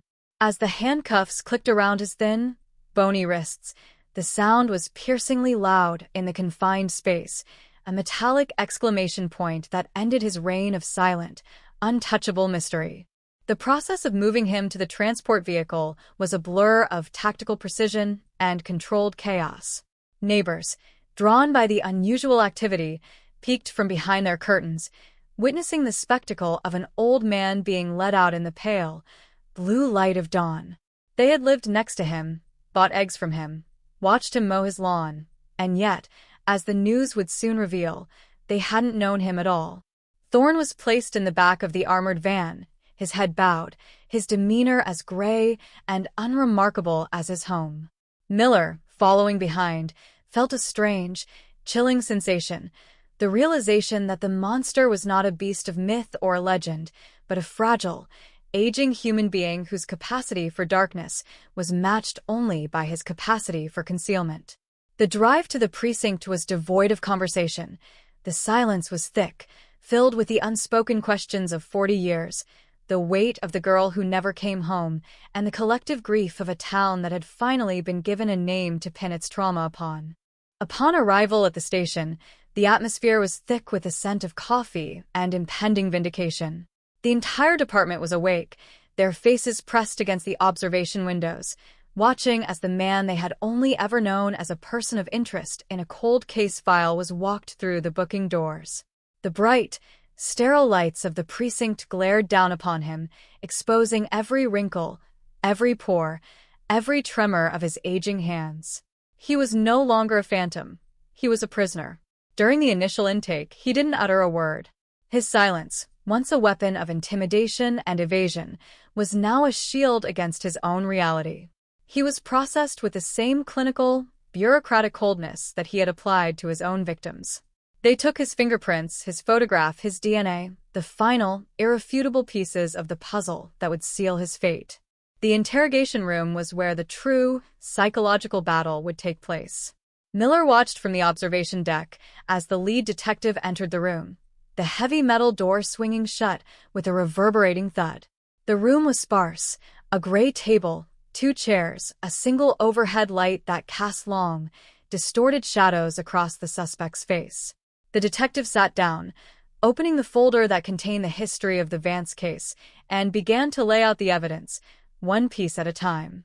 The scarf, the Polaroids, the travel records, the geographic links to the other disappearances.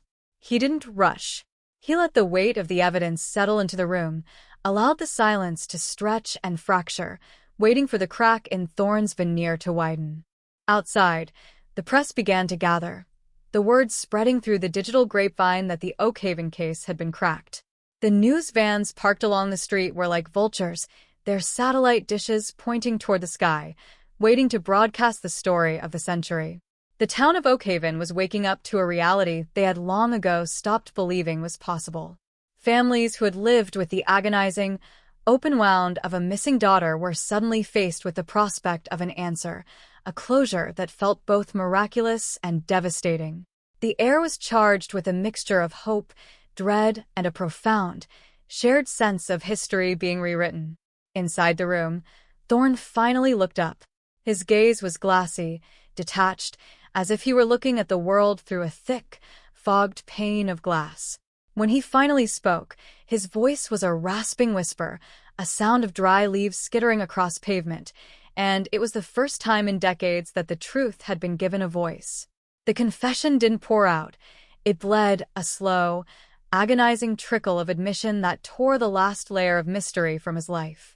He talked of the woods, of the cold, of the way he had watched the town fall apart, the way he had fed on their fear and their uncertainty. It was a harrowing, nauseating account of a man who had built a life on the foundation of a stolen soul, and as the recording device spun, capturing every word, every shuddering breath, the case that had remained cold for 41 years began to thaw, leaving behind nothing but the raw, exposed truth of a predator whose time had finally, irrevocably run out.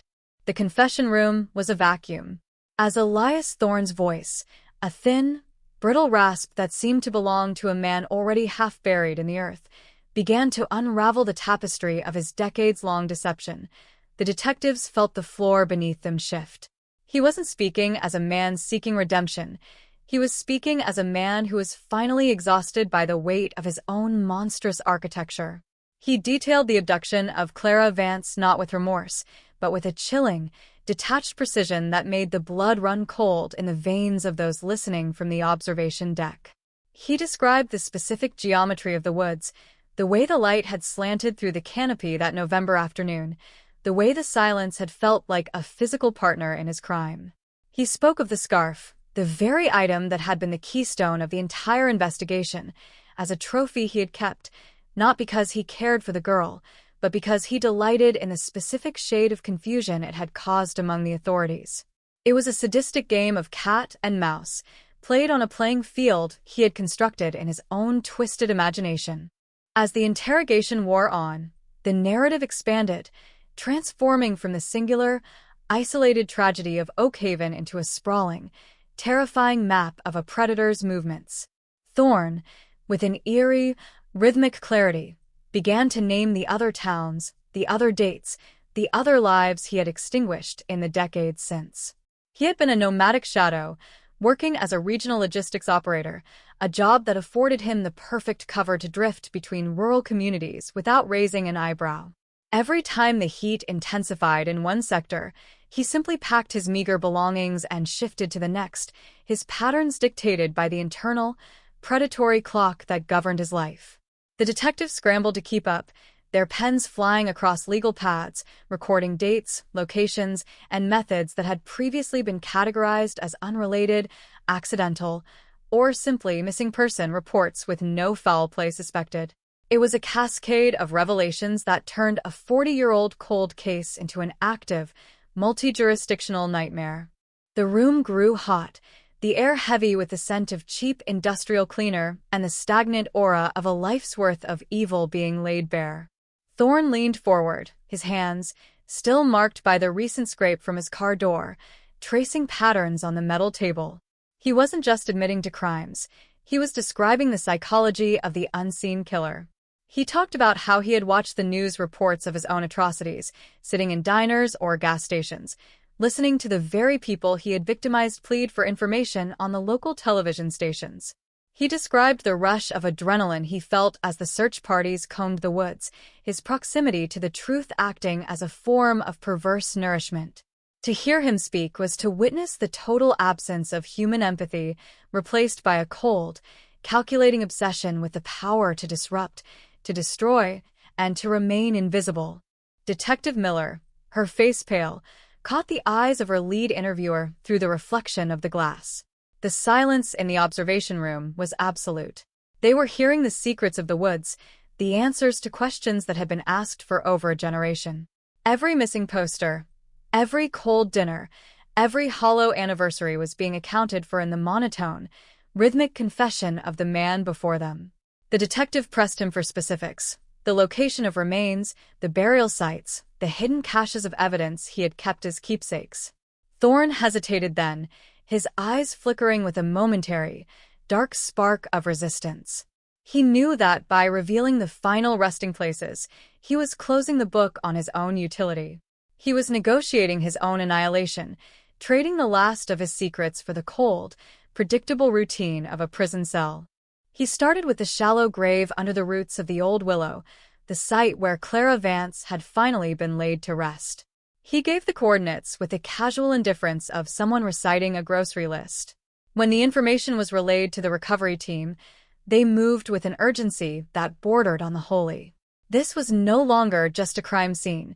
It was a site of restoration, a place where the broken narrative of Oakhaven would finally be mended. The news had begun to filter out of the station, leaking into the town like a slow, rising tide. The silence that had once defined Oakhaven was being replaced by a low, buzzing hum, a mix of shock, mourning, and a strange, hesitant relief that rippled through the streets. People gathered on their porches, whispering the name of the man who had been their neighbor for so long, trying to reconcile the image of the elderly, reclusive gardener with the monster who had just confessed to a legacy of bloodshed. Inside the station, the interrogation reached its zenith.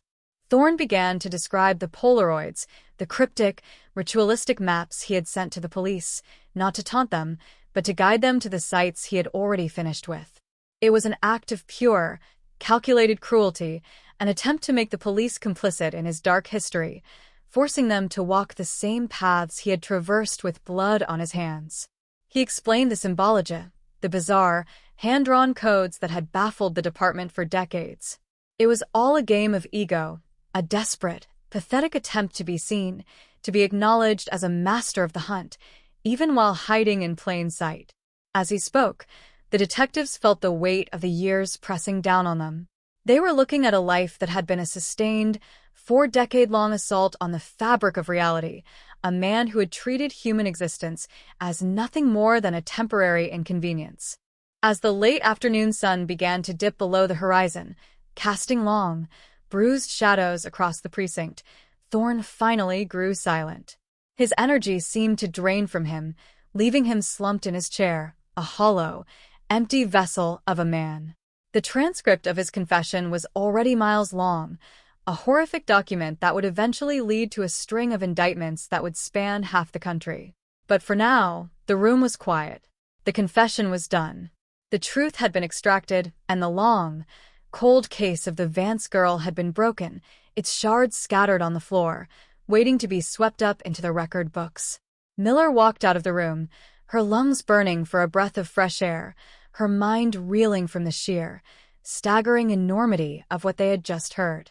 The predator was caught, the silence was broken, and the town of Oakhaven, for the first time in 41 years, stood on the precipice of a future that wasn't being dictated by the ghost of the past. The hunt was officially over, but the reckoning was only just beginning, and the echoes of Thorne's voice would linger in the halls of the precinct, a chilling reminder of how close the darkness had lived and how long it had taken for the light of modern science and human resolve to finally, mercifully, break through. The aftermath of the confession was not a sudden release, but a slow, churning upheaval that tore through the very foundations of the judicial system. As the news of Elias Thorne's capture and subsequent confession reached the public, the town of Oakhaven transformed into an epicenter of raw, unfiltered grief and long-suppressed anger. The press descended like a swarm, their news vans clogging the narrow streets and their drones buzzing overhead like persistent, mechanical insects. For the families of the victims, this was a moment of agonizing duality. The relief of finally knowing the fate of their loved ones was inextricably linked to the visceral trauma of hearing how they had spent their final, terrifying moments. The legal machine, which had been dormant for decades, now whirred into a frantic, high-speed gear. Prosecutors scrambled to secure formal indictments, preparing to link the forensic DNA evidence with the mountain of circumstantial detail extracted from Thorne's confession. It was a Herculean task of organization, requiring the synthesis of 41 years of fragmented files, outdated notes, and the fresh, horrifying revelations provided by the predator himself. Detective Miller and her task force were now tasked with the grim duty of recovery. The coordinates provided by Thorne led them to the most remote, overgrown pockets of the northern woods, places where the forest floor was a thick, tangled carpet of decaying leaves and rotted timber. The excavation process was a slow, agonizingly delicate affair, conducted under the watchful eyes of the community and the relentless gaze of the media. As the recovery teams uncovered the remains of Clara Vance, the air in the forest felt as though it had curdled. It was a scene of profound, quiet tragedy. The forensic anthropologists moved with an almost liturgical reverence, dusting away the earth to reveal the physical remnants of a girl who had been frozen in time, her story finally ready to reach its conclusion. For the townspeople who had gathered at the perimeter of the crime scene, the sight was a visceral confirmation of the nightmare they had carried for so long. The silence was broken only by the muffled sobs of parents who had spent 4 decades wondering, hoping, and ultimately, waiting for this very moment of impossible closure. Inside the precinct, the atmosphere was one of profound professional exhaustion. The team had achieved the impossible, yet there was no sense of celebration. Instead, there was a heavy, persistent melancholy that clung to the walls. They were living in the wake of a monster's life, reviewing the cold, clinical details of his methods, his transport routes, and his calculated evasions. They found that Thorne had kept a meticulously organized ledger, a kill log that cross-referenced dates, locations, and personal items he had taken as trophies. The sheer volume of his crimes was overwhelming, a testament to a life entirely dedicated to the systematic erasure of others. As they cross-referenced this log with cold case files from neighboring states, the scope of his reach became truly terrifying. He was not just a local anomaly, he was a serial predator whose path was etched across the regional map like a scar. The sheer administrative weight of managing these discoveries felt like trying to dam a river with nothing but their bare hands. Legal experts and state prosecutors began to swarm the office, turning the station into a chaotic hub of strategy and paperwork. The goal was to build an impenetrable case, one that would leave no room for the defense to maneuver. Thorne's age and state of health became a central concern. There was a desperate race against time to ensure he was held accountable before his declining physical condition could render him unfit for trial. The pressure was intense, not just from the public, but from the internal need to see this through to an absolute judicial victory. The victims' families had formed a coalition, their voices now united in a chorus of demand for justice that echoed through the state capitol. They were no longer victims of a cold case. They were survivors of a decades-long injustice, and they were ready to hold the system accountable for every year that had been lost. Meanwhile, the psychological impact on the community of Oakhaven began to manifest in unexpected ways. The Thorne House, the dilapidated, gray structure that had stood as a mundane sentinel on the edge of town, became a site of pilgrimage and protest. People left flowers, candles, and photographs of the lost on the porch, creating a makeshift memorial that served as a physical manifestation of the town's collective trauma. Others brought sledgehammers and cans of paint, their anger spilling over into acts of symbolic destruction. The police had to establish a constant presence around the property to prevent the situation from descending into mob violence. It was a volatile, combustible energy, a release of 4 decades of pressure that had nowhere else to go. The social fabric of the town was being reknit, but the scars left by the investigation were deep and permanent. In the midst of all this, Detective Miller found herself in the middle of a deepening introspection. She looked at the photos of Clara Vance, the bright, hopeful smile of a girl who had no idea of the darkness awaiting her in the woods, and compared them to the hollowed-out, decrepit features of Elias Thorne. The contrast was a crushing weight. She had been tasked with the hunt. She had played her part in bringing the predator to heel, yet the realization remained. Justice, in its legal form, was a pale imitation of what had actually been lost. A prison sentence was a logistical resolution to a moral catastrophe, a conclusion to a file that could never truly balance the scales.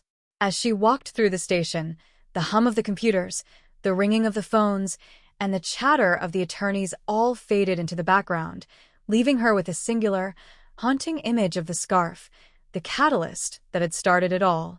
The scarf that had been a bridge between the past and the present, a tiny, fragile piece of evidence that had ultimately been strong enough to pull the truth out of the abyss. The case was transitioning from the field of investigation to the arena of the courtroom, and the final, brutal chapter of the Oakhaven saga was now being written in the relentless, demanding ink of legal truth. The monster had been unmasked, but the story was far from over. It was merely evolving into a final, public reckoning that would define the rest of their lives. The courtroom, a cavernous, wood-paneled arena of judgment, became the stage for the final act of a drama that had been in rehearsals for over 4 decades. As the trial of Elias Thorne commenced, the atmosphere was suffocating, a thick, electric tension that seemed to vibrate in the very air. The public gallery was packed with a sea of faces, a mix of victims' families, hardened journalists, and the local townspeople of Oakhaven, all of whom had traveled to witness the deconstruction of a monster. Thorne sat at the defense table, a frail, withered figure whose physical presence seemed to shrink against the backdrop of the massive, looming weight of the evidence against him. He was a shell, his eyes darting toward the gallery with a predatory twitch that betrayed the flicker of his former self. His defense team, tasked with the near impossible, appeared hollow, their arguments feeling like thin, fragile paper against the overwhelming, ironclad weight of the prosecution's presentation. The prosecutor opened with a cold, scientific reality of the DNA evidence, the microscopic smear of blood on the scarf that had sat in an evidence box for 41 years, patiently waiting for the technology of 2026 to unlock its secrets. It was a narrative of inevitable, digital triumph. With surgical precision, they projected the genetic profile onto the massive courtroom screens, showing the audience the biological signature that linked Thorne to the very woods where Clara Vance had vanished. It wasn't just a technical detail, it was a physical manifestation of his guilt, a digital fingerprint that rendered his claims of innocence or obscurity utterly obsolete. The courtroom remained deathly silent as the expert witness, a genetic genealogist, walked the jury through the process of building the family tree, showing how they had traced the killer from a forgotten cold case file to a quiet, unassuming house on the outskirts of town. It was a masterclass in modern investigation, a demonstration of how science could finally reach into the dark, tangled corners of the past and pull out the truth. As the days turned into weeks, the prosecution began to weave the broader, more chilling tapestry of Thorne's career. They introduced the kill log, the meticulous ledger of lives stolen, which had been recovered during the search of his home. As each entry was read into the record, the courtroom felt as though it were being slowly drained of oxygen. The families of the victims, who had waited generations for this level of transparency, sat in a row, their faces masks of silent, devastating resolve. They weren't just hearing a trial, they were hearing an autopsy of their own grief. The prosecutor painted a picture of a man who had treated the entire region as his own private hunting ground, a predator who had operated with a frightening, methodical disregard for the value of human life. The testimony of former colleagues, of police officers from the early days of the investigations, and of the victim survivors created a cumulative, deafening roar of accountability. Thorne's defense tried to argue for a diminished capacity, citing his advanced age and his deteriorating cognitive health, but the strategy backfired. The prosecution countered by playing the interrogation tapes, the raw, haunting recordings of Thorne describing his crimes with an eerie, detached precision. When his voice filled the courtroom, cracked and dry yet filled with the memory of violence, the defense's argument for diminished capacity dissolved into the air. He was a man who, even in his twilight years, remembered the smallest details of his work, the way the leaves had rustled, the way the forest floor had felt, the way the silence had settled after the light had gone out of his victim's eyes. It was a harrowing, chilling realization that he had never forgotten a single moment, that he had lived with these trophies, not just the physical ones, but the internal, mental ones, for his entire life. The testimony of Detective Miller was perhaps the most emotionally resonant of the entire trial. She stood on the witness stand, a symbol of the transition between the old era of failed investigations and the new, definitive era of forensic accountability. She spoke not just as a detective, but as a representative of all those who had carried the case file like a cursed, heavy inheritance.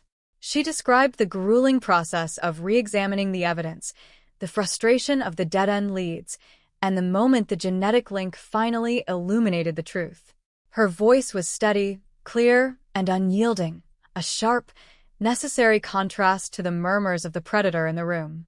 As she detailed the final recovery of the remains, she described the forest not as a place of death, but as a place that had finally been given permission to speak, to offer up the secret it had been forced to hold for 41 years. It was a moment of profound, quiet catharsis for everyone in the room. Outside the courtroom, the town of Oakhaven was undergoing its own parallel trial. The media coverage had reached a national, even international level, turning the small, unassuming community into a focal point for the discussion of cold cases, genetic genealogy, and the nature of the serial predator.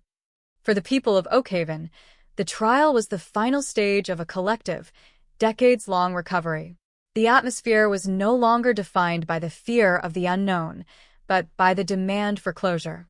Street corner conversations, once dominated by rumors and anxiety, were now focused on the proceedings, the implications of the sentencing, and the long, slow work of healing. The trial was providing a container for the trauma that had been spilling out of the town for so long, offering a formal, legal framework for the grief that had once been formless and overwhelming. As the proceedings began to draw to a close, the judge's instructions to the jury hung in the air like a final, authoritative command. The jury, a diverse group of individuals who had spent weeks submerged in the dark, suffocating details of Thorne's life, looked exhausted, their eyes wide with the realization of the role they were playing in history. They weren't just deciding the fate of an old man, they were closing the book on an entire era of systemic failure and private suffering. The weight of their task was visible in the way they moved, the way they interacted, and the way they viewed the man at the defense table. Thorne, for his part, remained largely motionless, his gaze fixed on the floor, his presence fading into the background of his own trial.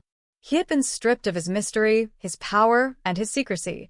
He was now just another prisoner in the system, a man whose life's work was being dismantled in front of the world. The trial had achieved what 4 decades of human effort had failed to do.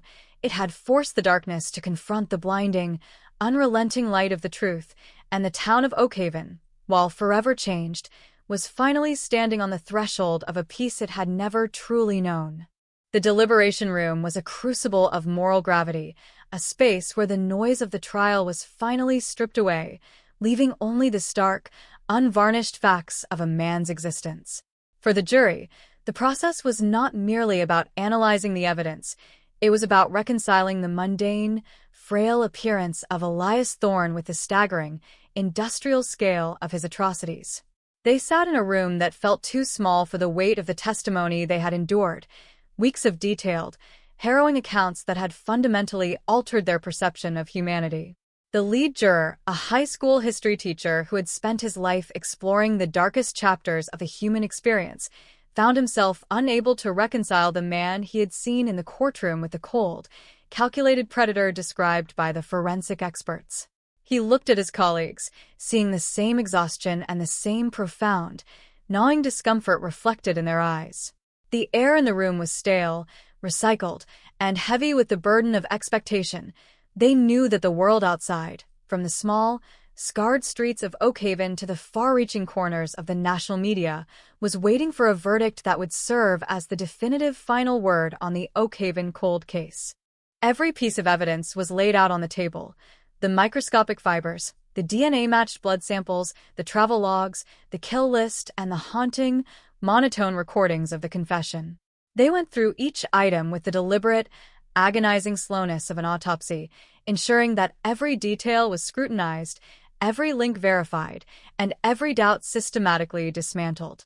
There was no room for error. The gravity of the potential sentences, the sanctity of the victims' memories, and the desperate need of the families for absolute closure demanded nothing less than perfection. They debated the implications of the kill log, recognizing it as the blueprint of a career that had spanned decades, a roadmap of a shadow that had moved through the country without leaving a trace until the digital age finally caught up to him. As they talked, the reality of the situation solidified. This was not a man who had succumbed to a momentary lapse in judgment. This was a man who had lived his entire life as a sustained, intentional assault on the lives of others. The psychological impact of the testimony began to bleed into their deliberations. They spoke of the families, of the mothers who had sat in the front row for weeks, their faces masks of silent, devastating resolve, and of the siblings who had grown up in the long, dark shadow of a missing loved one. The jurors recognized that their decision would not just determine the fate of Elias Thorne, it would serve as a formal, historical acknowledgement of the pain that had been ignored, mismanaged, or dismissed for over 40 years. The responsibility was immense, a heavy, suffocating pressure that seemed to permeate the walls of the room. They weren't just jurors anymore. They were the historians of a tragedy, the final arbiters of a story that had been written in the silence of the woods and the cold, unyielding language of forensic science. Outside the courthouse, the city was held in a state of suspended animation.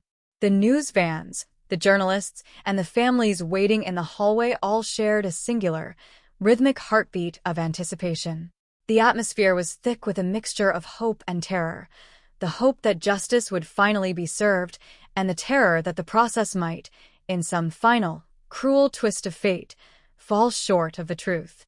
Detective Miller, standing in the corridor with the families, felt as though the entire world had shrunk down to the heavy, wooden door of the jury room. She had spent her adult life chasing the ghost of the Oakhaven case, and now, the resolution was being manufactured behind a closed door, just yards away. The silence in the hallway was absolute, a stark contrast to the buzzing, chaotic energy of the preceding weeks. Every person present was waiting for the sound that would shatter the tension, the rhythmic knock that would announce that the verdict had been reached. When the knock finally came, it felt like a physical shock, a sudden, sharp interruption in the flow of time. The bailiff, his face unreadable, signaled the transition from the deliberation phase to the final, public reckoning. The courtroom began to fill, the atmosphere shifting into a state of hyper-focused intensity. The judge took his place, the lawyers settled into their positions, and the jury filed back into the room. Their expressions were somber, their movements stiff with the weight of the burden they were about to discharge. They looked like people who had just walked through a fire, their faces marked by the soot of the horrors they had been forced to consider. The defendant, Elias Thorne, sat motionless at the table, his gaze fixed on the floor, his presence so diminished that he seemed almost ethereal, a ghost already fading from the world of the living. The clerk began to read the verdict, the sound of her voice the only thing audible in the vast, tomb-like silence of the room. As she recited the counts, the cumulative weight of the jury's decision began to cascade through the courtroom. Guilty, guilty, guilty. The word, repeated with a cold, rhythmic precision, became the anchor that held the entire room together. It was a victory, yet it was a victory of the most sorrowful kind.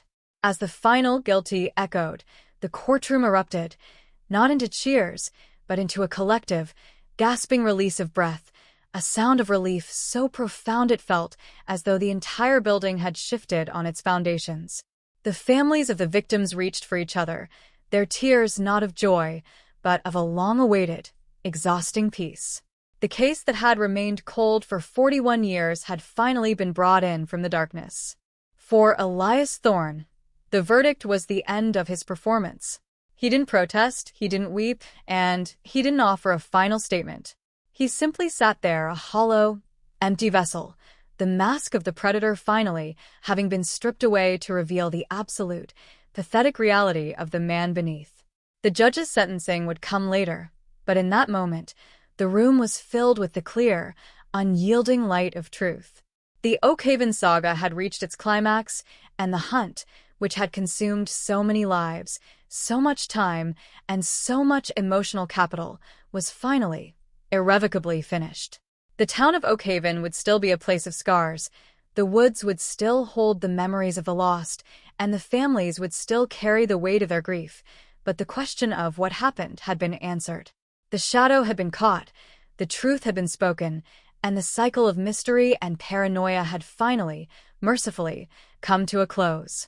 The courtroom began to clear, the participants filtering out into the sunlight of a world that felt both the same and fundamentally, permanently different, the echoes of the trial fading into the distance as the last of the silence was finally, legally, and definitively broken. The final gavel fell with a sound that resonated not just through the mahogany-paneled courtroom, but across the scarred landscape of Oakhaven, a sound that finally severed the tether between the living and the ghosts of 1984. As Elias Thorne was led away, his hunched silhouette barely casting a shadow against the stark, sterile walls of the holding cell, the long, agonizing era of the cold case reached its definitive, irrevocable conclusion. The sentence was not merely a number of years, it was a total, absolute eradication of the man's freedom, a finality that mirrored the permanent, stolen silence of his victims. Outside, the evening air was crisp and cool, a reminder that the seasons of life continued regardless of the tragedies that had once defined a town's identity. The media presence began to dissipate, the news vans packing away their cables and satellite dishes like soldiers retreating from a long-contested battlefield. For the people of Oakhaven, the transformation was quiet, internal, and profound. The monster who had walked among them for decades was no longer a phantom, but a historical reality, a cautionary tale that had been stripped of its ability to haunt. Detective Miller stood on the steps of the courthouse, the setting sun casting long, golden streaks across the plaza. She felt a lightness in her chest she hadn't known since she first opened the archived files in the dusty basement of the regional precinct. The hunt was over. There were no more trails to follow, no more clues to decode, and no more questions to keep her awake in the small, flickering hours of the morning. She thought of Clara Vance, the girl whose life had been frozen in the amber of an unsolved mystery, and she finally felt that she had fulfilled the silent promise she had made to her so many years ago. It was a victory, yet it was a tempered one, a resolution born from the ashes of a tragedy that could never be undone. The law had done its part, but the real work, the work of healing, of reconciliation, and of moving forward, was only just beginning for those who had been left in the wake of the predator's path. In the days that followed, the town of Oakhaven began the slow, deliberate process of reclaiming its narrative. The memorial on the porch of the Thorne house was carefully removed, the flowers and photographs preserved by the victims' families as tokens of a shared history that was finally being allowed to rest. The house itself, once a site of dread and speculation, was scheduled for demolition, its physical footprint to be erased and replaced by a simple, quiet park. It was a symbolic gesture, a way to scrub the landscape clean of the darkness that had festered within its walls for so long. The community meetings, once tense with suspicion and fear, became forums for healing. People spoke of the lessons learned, about the fragility of safety, the resilience of memory, and the enduring power of truth to cut through the densest of deceptions. They were no longer a town defined by an unsolved disappearance. They were a community defined by its survival and its collective commitment to never let the silence return. The forensic teams, the genetic genealogists, and the cold case task force transitioned to other assignments, but the legacy of the Oakhaven case remained with them, a permanent fixture in their professional journeys. It had become a standard-bearer for how modern science, when combined with human persistence, could resolve the most stubborn of mysteries. The case was no longer just a file in a drawer. It was a beacon, a proof of concept that had provided hope to countless other families across the country who were still waiting for their own version of closure. The Vance case, as it was now referred to in textbooks and professional journals, had become a pivotal chapter in the history of criminal justice, a moment when the scales of power shifted decisively in favor of the truth. Yet, for those who had lived through it, the case was far more than a professional success. It was a deeply personal odyssey that had tested the limits of their resolve and fundamentally changed their understanding of the human condition. As the weeks turned into months, the memory of Elias Thorne began to fade from the public discourse, replaced by the mundane realities of daily life in a small town. The horror he had inflicted became a chapter in the local archives, a dark piece of history that would be retold to future generations as a reminder of the need for vigilance and empathy. The families of the victims, having finally buried their loved ones and received the verdict they fought so hard to obtain, began to find a semblance of a new normal. It wasn't a return to the past, that was impossible, but a movement toward a future where the trauma was no longer the primary lens through which they viewed the world. The pain was still there, a dull ache that surfaced on anniversaries and in the quiet moments of reflection, but it was no longer a raw, bleeding wound. It was a scar, a part of who they were, and a testament to the strength it took to carry it through the darkness. The woods, once the site of such profound, lingering silence, began to reclaim the spaces where the secrets had been unearthed. Nature, in its indifferent, powerful way, continued to grow, the trees stretching toward the light, the underbrush thickening, and the creek flowing with the same steady rhythm that had been there long before the tragedy occurred. For the people who walked those trails, the woods were no longer a place of fear, but a place of remembrance, a space where they could finally confront the memory of what happened without being consumed by it. They would walk the path where the scarf had been found, pause for a moment of quiet reflection, and then continue on, their footsteps light against the earth. They were moving forward, carrying the memory of the past not as a burden, but as a part of their own, enduring story. The final report was filed in the digital archives, a massive, multi-volume document that detailed every step of the investigation, every forensic finding, and every legal maneuvering that had led to the conviction. It was a complete, final, and absolute record of the hunt. Detective Miller sat at her desk, the file open on her monitor, and scrolled through the final entry. Case status, closed. The words were simple, yet they contained the weight of 41 years of history. She closed the file, the screen darkening, and for the first time, she truly understood the finality of the resolution.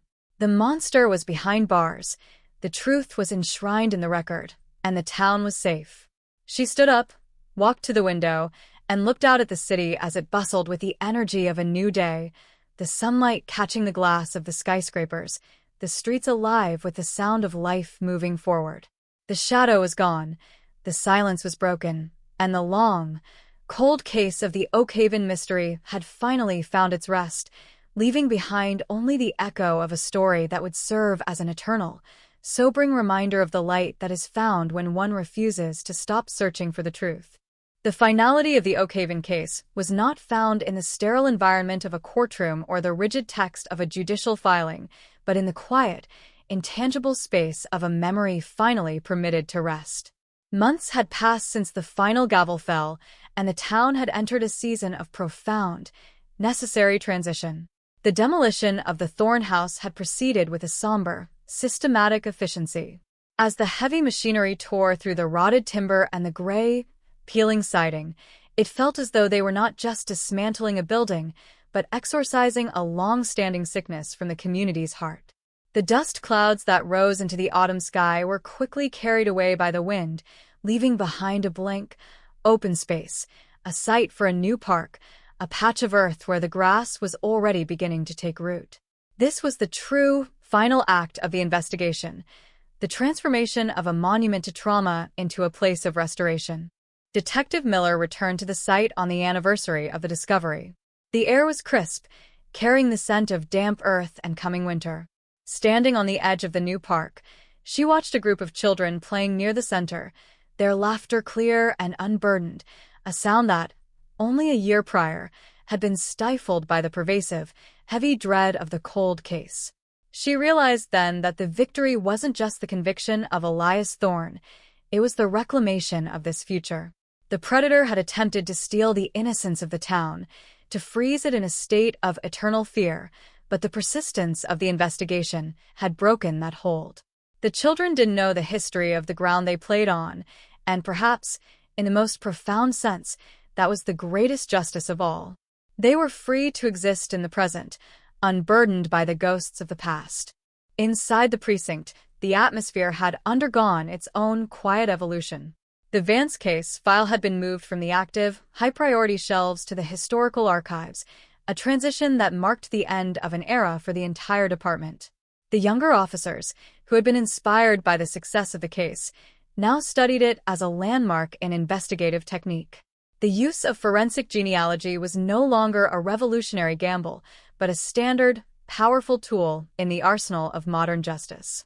Miller found herself mentoring these new investigators, sharing not just the technical details of the DNA breakthrough, but the human lessons of a hunt, the importance of patience, the necessity of empathy, and the understanding that every piece of evidence, no matter how small or seemingly insignificant, carries the weight of a life. She had become a guardian of the memory, ensuring that the lessons learned from the darkness were not lost to the march of time.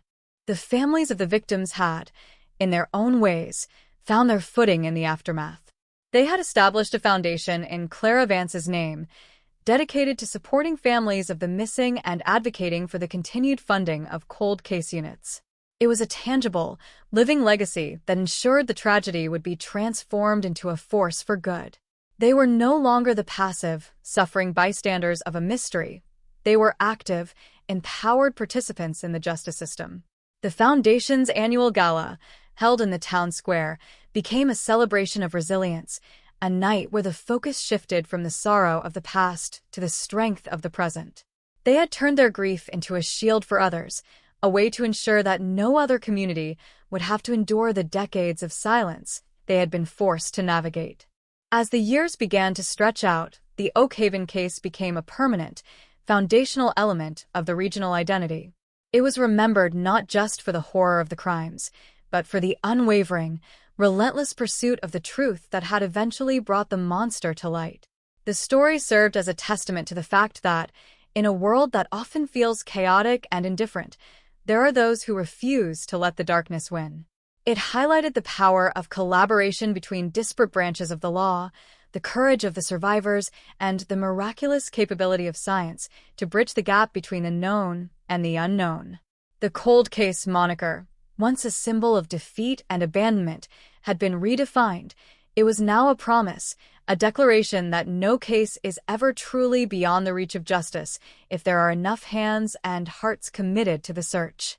Miller often found herself looking back at the photograph of the scarf, the tiny, fragile piece of evidence that had served as the pivot point for the entire investigation. It sat in her mind not as a tool of the law, but as a symbol of the human spirit's capacity to connect, to reach across time and circumstance to bring a loved one home. She had come to understand that her role in the case was not just to catch a killer, but to provide an answer, to validate the experiences of the survivors, and to demonstrate that justice, while often delayed, is an enduring, inevitable force. She was at peace with the case, knowing that she had done everything she could, and that the story of Clara Vance was now part of the history of their town, told not with fear, but with respect and remembrance. The final chapter of the Oak Haven saga was written not in a legal document, but in the daily lives of the people who inhabited the town. They continued to live, to love, to grow, and to look out for one another with a heightened sense of vigilance and a deepened understanding of the value of their collective security. The silence had been replaced by the rhythm of community, the darkness by the light of transparency, and the trauma by the slow, steady process of healing. The woods, the park, the precinct, and the memories all remained, each a small, essential part of the tapestry that had been torn and, through years of painstaking effort, finally mended. The hunt was over, the mystery was solved, and the truth had been spoken, standing as a final, quiet sentinel over the town that had learned, through the most harrowing of trials, that even in the deepest, most suffocating darkness, there is always a path back to the light. The story was complete, yet in the hearts of those who lived it, it would remain an enduring, powerful reminder of the light that is found when one refuses, against all odds, to stop searching for the truth. The shadow of the Oakhaven case had long since receded into the annals of history, yet the ripples it cast continued to influence the landscape of justice far beyond the borders of that quiet town. Years had bled into a decade, and the methodologies pioneered during the capture of Elias Thorne had become the gold standard for cold case investigations worldwide.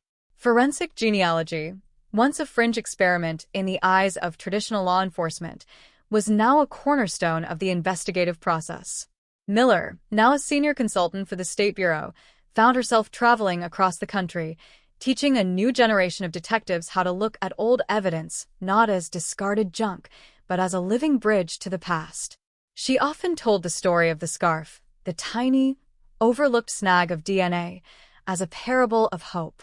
She emphasized that the most profound breakthroughs often come from the most humble origins, provided one has the patience to listen to what the evidence is actually telling them. The impact of the trial reached into the cultural psyche as well. Documentaries, podcasts, and investigative journalism series had picked apart the Oakhaven saga, presenting it as a definitive example of how society must treat the missing. It was no longer acceptable to let a file gather dust. The public demand for accountability had shifted the political landscape, leading to the establishment of permanent, well-funded cold case task forces in regions that had previously lacked the resources to combat long-term predator activity.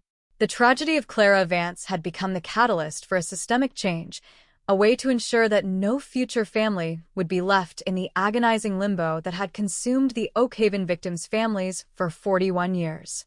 The story of the town had become a narrative of reclamation, a testament to the idea that the truth is a right, not a privilege, and that the duty to seek it transcends the ticking of the clock. In Oakhaven, the site where the Thorne House had once stood was now fully integrated into the community as a vibrant, multi-purpose park. It served as a living memorial, a place where people gathered for festivals, neighborhood picnics, and the simple, quiet act of being a community. A modest, tasteful plaque at the park's entrance paid tribute to the lives affected by the events of 1984, acknowledging the pain of the past while focusing on the resilience of the present. It was a space that prioritized life over legacy, a reminder that while the darkness had been real and devastating, it had not been final. The town had learned to hold its history with a steady hand, acknowledging the scars without letting them dictate the future. Miller's relationship with the survivors had also evolved into something profound and enduring. She was no longer just the detective who had cracked the case. She was a friend, a confidant, and a witness to their ongoing recovery. They would meet occasionally for coffee, the conversation shifting away from the trauma of the investigation toward the simple joys of life, the graduation of a grandchild, a successful career, the quiet comfort of a life well lived. These moments were the most significant indicators of success for Miller. They proved that while justice could provide a definitive end to the nightmare, the real triumph was the ability of the human spirit to eventually move beyond it. They were the tangible, living proof that the predator had failed in his ultimate goal. He had tried to break them, but they had instead rebuilt themselves, stronger and more connected than they had ever been before. As the world moved into the late 2030s, the technology that had solved the case continued to advance at an exponential rate. Artificial intelligence began to assist in the analysis of massive, disparate datasets, connecting patterns across jurisdictions that had once been invisible to human eyes. Yet, Miller remained a staunch advocate for the human element of investigation. She understood that while algorithms could point to the path, it took the intuition, the dedication, and the raw, stubborn human refusal to accept a no that ultimately brought the truth to light. The Oakhaven case was a reminder that technology is merely a tool and that the heart of justice remains a deeply human endeavor, powered by the collective memory and the relentless pursuit of closure for the sake of the innocent. Occasionally, Miller would receive letters from families in other parts of the world, people who had read about the Oakhaven resolution and were searching for that same elusive piece. She answered them all, providing whatever guidance and hope she could, acting as a bridge between their desperation and the possibility of a solution. She realized that her role had shifted from the investigator of a single, localized mystery to an advocate for the global pursuit of the truth. The story of the Vance girl had become a universal story, a reminder that behind every cold case file is a person whose story deserves to be finished. The Oakhaven legacy was not just the resolution of a single case. It was the birth of a global culture of vigilance, a shared commitment to ensure that the victims of the past would never be truly lost to the dark. Standing once again on the steps of the courthouse, now an older, wiser woman, Miller looked out over the town square. She could see the park where the old house had been, the sunlight dancing on the leaves of the trees that had been planted there, and the people moving about their day with the ease and security of a town that had survived its darkest hour. The silence that had once haunted the streets was gone, replaced by the vibrant, messy, beautiful cacophony of life. The hunt was truly over, but the story it had written into the bedrock of the community was eternal. She turned and began to walk away, her steps firm and certain, carrying with her the quiet, immense satisfaction of a task fully completed. The mystery was solved, the truth had set the community free, and the legacy of the Oakhaven investigation would continue to shine, a beacon of light for all who still waited for their own moment of truth, a reminder that the light is always waiting, provided one has the courage to look for it. The saga was finally, truly, and forever at peace, leaving behind a world that was just a little bit safer, a little bit brighter, and a little more committed to the sacred promise that no one has ever truly forgotten. The echoes of the Oakhaven case had long since settled into the rhythmic pulse of history, yet for those who had stood at the center of the storm, time possessed a different, more fluid quality. As the decade drew toward its close, the landscape of criminal investigation had undergone a metamorphosis that few could have predicted during the frantic, paper-strewn days of the 2026 inquiry. The digital archives of the precinct were now a vast, interconnected neural network capable of cross-referencing global DNA databases in the blink of an eye. Detective Sarah Miller, now nearing the end of her storied career, often spent her final hours in the office reviewing these advancements, her mind wandering back to the microscopic, brittle fragment of truth they had pulled from a piece of decaying wool 42 years after the fact. The Vance case was no longer just a file. It was the genesis point of a new epoch in forensic science, the moment the world finally understood that no crime, no matter how long it remained in the shadows, was immune to the relentless march of technological and human persistence. The park where the Thorn House had once stood was now fully integrated into the life of the town. The trees were tall, their branches weaving a canopy of dappled light over the benches where elders sat to trade stories and lovers found a moment of quiet connection. It was a site of profound transformation, a place where the geography of trauma had been effectively overwritten by the simple, enduring joy of daily existence. Miller frequently walked through this park on her way home, noticing how the space felt almost entirely devoid of the heavy, suffocating weight that had once defined that particular corner of Oakhaven. It was as if the earth itself had processed the tragedy, absorbing the echoes of the past and turning them into the foundation for a future that was fundamentally unburdened. She found a strange, quiet comfort in this, a realization that the land, like the people who lived upon it, possessed a remarkable, inherent capacity to heal, provided they were given the room to do so. In the national sphere, The ripples of the Oakhaven verdict had effectively silenced the critics of long-term forensic persistence. The Oakhaven Protocol, a set of guidelines derived from Miller's team's approach to the cold case, was now being taught in law enforcement academies from coast to coast. It emphasized the synthesis of old-school field intuition with the cutting-edge precision of genetic genealogy. It taught officers to look at dead cases with a fresh, inquisitive eye, to treat the smallest trace of biological evidence as a potential key to the kingdom, and, perhaps most importantly, to never underestimate the importance of the psychological narrative of a predator. Miller had become, in her own quiet way, the architect of this shift. She had moved from being a detective who solved a mystery to being a mentor who shaped the very future of how justice was conceptualized. The victims' families, who had once been isolated by their grief, had built a robust, international network. Their foundation, now global, provided not only financial aid but the psychological support necessary to navigate the unique, isolating experience of a long-term missing persons case. They had turned their collective trauma into a source of immense power, influencing legislation, securing the longevity of cold case task forces, and ensuring that the voices of the lost were never again drowned out by the noise of bureaucratic stagnation. They had become the guardians of a collective memory, a group of individuals who understood that the true cost of an unsolved crime was not just the life that was taken, but the piece of the generation that was left behind to wonder. Their work was the final human exclamation point to the Oakhaven Resolution, a statement that while justice is a cold, legal instrument, compassion is the fire that gives it purpose. Miller's final days on the force were marked by a sense of profound, quiet contentment. She had done what she had set out to do and more. The world was different than the one she had entered as a young recruit, and that difference was, in no small part, a result of the work she had done in the dark, basement archives of Oakhaven. She knew that there would always be predators and there would always be darkness, but she also knew that there was a growing, impenetrable wall of light, a wall built by the collaborative effort of science, persistence, and the stubborn, unyielding human refusal to forget. The Oakhaven saga had shown them that the darkness is only as strong as the silence it is permitted to keep, and that once that silence is broken, the predator loses the only advantage he ever truly possessed.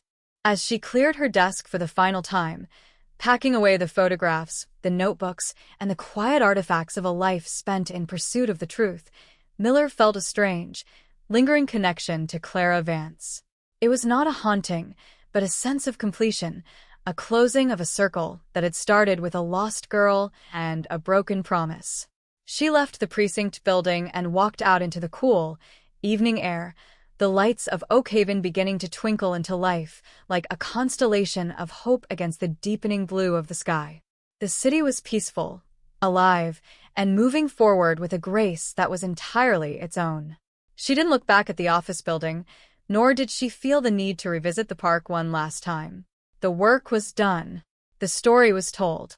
The truth had finally, definitively, claimed its place in the world. She turned the corner, the sound of her footsteps fading into the steady, reassuring hum of the town she had protected for so long. She carried with her not the weight of the case, but the quiet, immense satisfaction of a promise fulfilled. The mystery that had begun with a lost scarf and a terrified community had been transformed, through the sheer force of human resolve, into a legacy of justice and an enduring monument to the light. The hunt was over. The monster was gone, and the town of Oakhaven, and indeed, the world, stood a little taller, a little stronger, and a little more committed to the sacred, eternal search for the truth. The story of the cold case, once a source of silence and fear, had become a symphony of resolution, an anthem that would continue to ring out in the halls of justice for generations to come, ensuring that no one, ever again, would be left to face the dark alone. Part 15. The final chapter of the Oakhaven Chronicle was not written in the frantic prose of a breaking news report or the measured, dry language of a legal transcript. It was written in the quiet, expansive silence of a town that had finally found its rhythm again. As Sarah Miller retired from the force, her departure was not marked by a grand spectacle or a public ceremony, but by a quiet walk through the town she had helped save. The Oak Haven of 2026 was a place of vibrancy, a living, breathing community that had transcended the trauma of the 1980s. The woods, once perceived as a labyrinthine site of terror, were now traversed by joggers, families, and those seeking the quiet solitude of nature, their fear replaced by the simple, enduring appreciation of the landscape. The scar that had once been the Vance case had faded into a testament of endurance, a story told in textbooks rather than in whispers of paranoia. Looking back, the magnitude of the shift was staggering.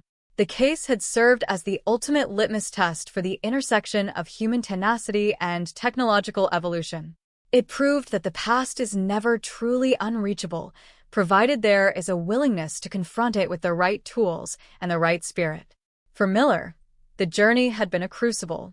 She had entered the case as an investigator focused on the how and the why, and she had emerged as a steward of justice, a woman who understood that the true duty of a detective is not just to close a file, but to provide a path for the living to walk away from the ghosts of the dead. The DNA evidence was the key that unlocked the door, but it was the collective, enduring human resolve of the community and the task force that had forced the door open when it had been rusted shut for decades. The legacy of the Oak Haven investigation extended to the very heart of the legal profession. Law schools now use the case as a foundational example of the duty of care that the state owes to the victims of unsolved crimes. It taught that the passage of time does not diminish the gravity of a violation, nor does it absolve the system of its responsibility to seek the truth. The cold case label, once a bureaucratic excuse for inaction, had been redefined as a challenge, a call to arms that required innovation, collaboration, and a relentless refusal to accept silence as an answer. Miller had witnessed this transition firsthand, from a world where cold cases were essentially forgotten to a world where they were viewed as unfinished business, waiting for the inevitable moment when science would finally catch up to the shadows. As she stepped out of the precinct for the last time, her keys clicking against the metal railing, Miller felt an overwhelming sense of balance. The mystery of 1984 had been a mountain that she had spent her life climbing. Now, standing on the other side of that peak, she could see the full, panoramic view of the history she had helped write. There was no bitterness left, no lingering, hollow ache of the what if. There was only the calm, steady realization that she had played her part in ensuring that the light of truth had finally reached the most hidden corners of the story. The monster was confined to the oblivion of a prison cell, his ability to influence or threaten anyone long extinguished, while the girl he had tried to erase was now remembered with honor, her story preserved as a pillar of the town's identity. She walked toward the park, the site of the former Thorne house. It was a beautiful, crisp afternoon. A young couple was sitting on a bench, a dog bounding through the tall, well-tended grass. There were no remnants of the fear that had once clung to this spot, only the mundane, lovely energy of a community going about its day. She paused for a moment, her hand resting on the smooth, polished surface of the memorial plaque near the park entrance. She didn't read the words. She knew them by heart. It was enough to know they were there, a silent, permanent acknowledgement of the past that allowed the present to flourish. The town had not forgotten, but it had forgiven itself for the years it had been unable to find the answers, turning that frustration into a commitment to vigilance and transparency. The global reach of the Oak Haven resolution continued to manifest in ways that would have seemed impossible during the height of the investigation. The foundation established by the families was now a global organization, partnering with law enforcement agencies in countries as far-flung as Australia and Sweden. They had created a shared, international database of resources for families of the long-term missing, ensuring that the knowledge gained in the fields of Oak Haven was helping people they would never meet in places they would never visit. This, Miller knew, was the highest form of justice, taking a localized agony and turning it into a mechanism for global relief. The sacrifice of the past had become the security of the future, a cycle of transformation that gave the original, horrific events a meaning that the killer could never have comprehended. Miller's home was quiet, filled with the books and mementos of a career that had been lived with singular purpose. As she looked out over the town from her window, she realized that she was not just leaving the force, She was graduating from a lifelong mission. She had arrived in Oakhaven as a young woman with a badge and a notebook, and she was leaving as a witness to the profound, regenerative power of the truth. The woods were now just trees, the dark was now just the absence of light, and the silence was now just the quiet of a town at peace. The hunt had been an arduous, exhausting, and often terrifying journey, but it had yielded the only prize that truly mattered, the restoration of the truth to the public record. Her final act as a resident of Oakhaven was simple. She left a small, handwritten note at the town's archive, a gift for the next generation of historians and investigators. It contained no secrets, no new leads, and no confessions. It was merely a set of reflections on the importance of never, ever giving up on a case, no matter how many years had passed. It was a message of encouragement for those who would eventually sit in her chair and look at the files she had once held with such desperation. It was a reminder that behind every page of paper, behind every forensic test, and behind every digital file, there was a human being whose story was waiting to be told. The sun finally dipped below the horizon, bathing the town in a soft, warm glow. Miller sat in her chair, the evening deepening around her, the house silent and comfortable. The Oakhaven saga had come full circle. The girl who went missing in the November mist had finally been found. The predator who tried to hide in the shadows had been brought into the light, and the town that had been defined by its trauma had finally reclaimed its destiny. The cold case was closed, the hunt was over, and for the first time in over 40 years, the story was truly, completely, and eternally finished. In the quiet of her home, Sarah Miller finally allowed herself to rest, knowing that the work was done, the truth was secured, and the silence had been broken, not just for a moment, but forever.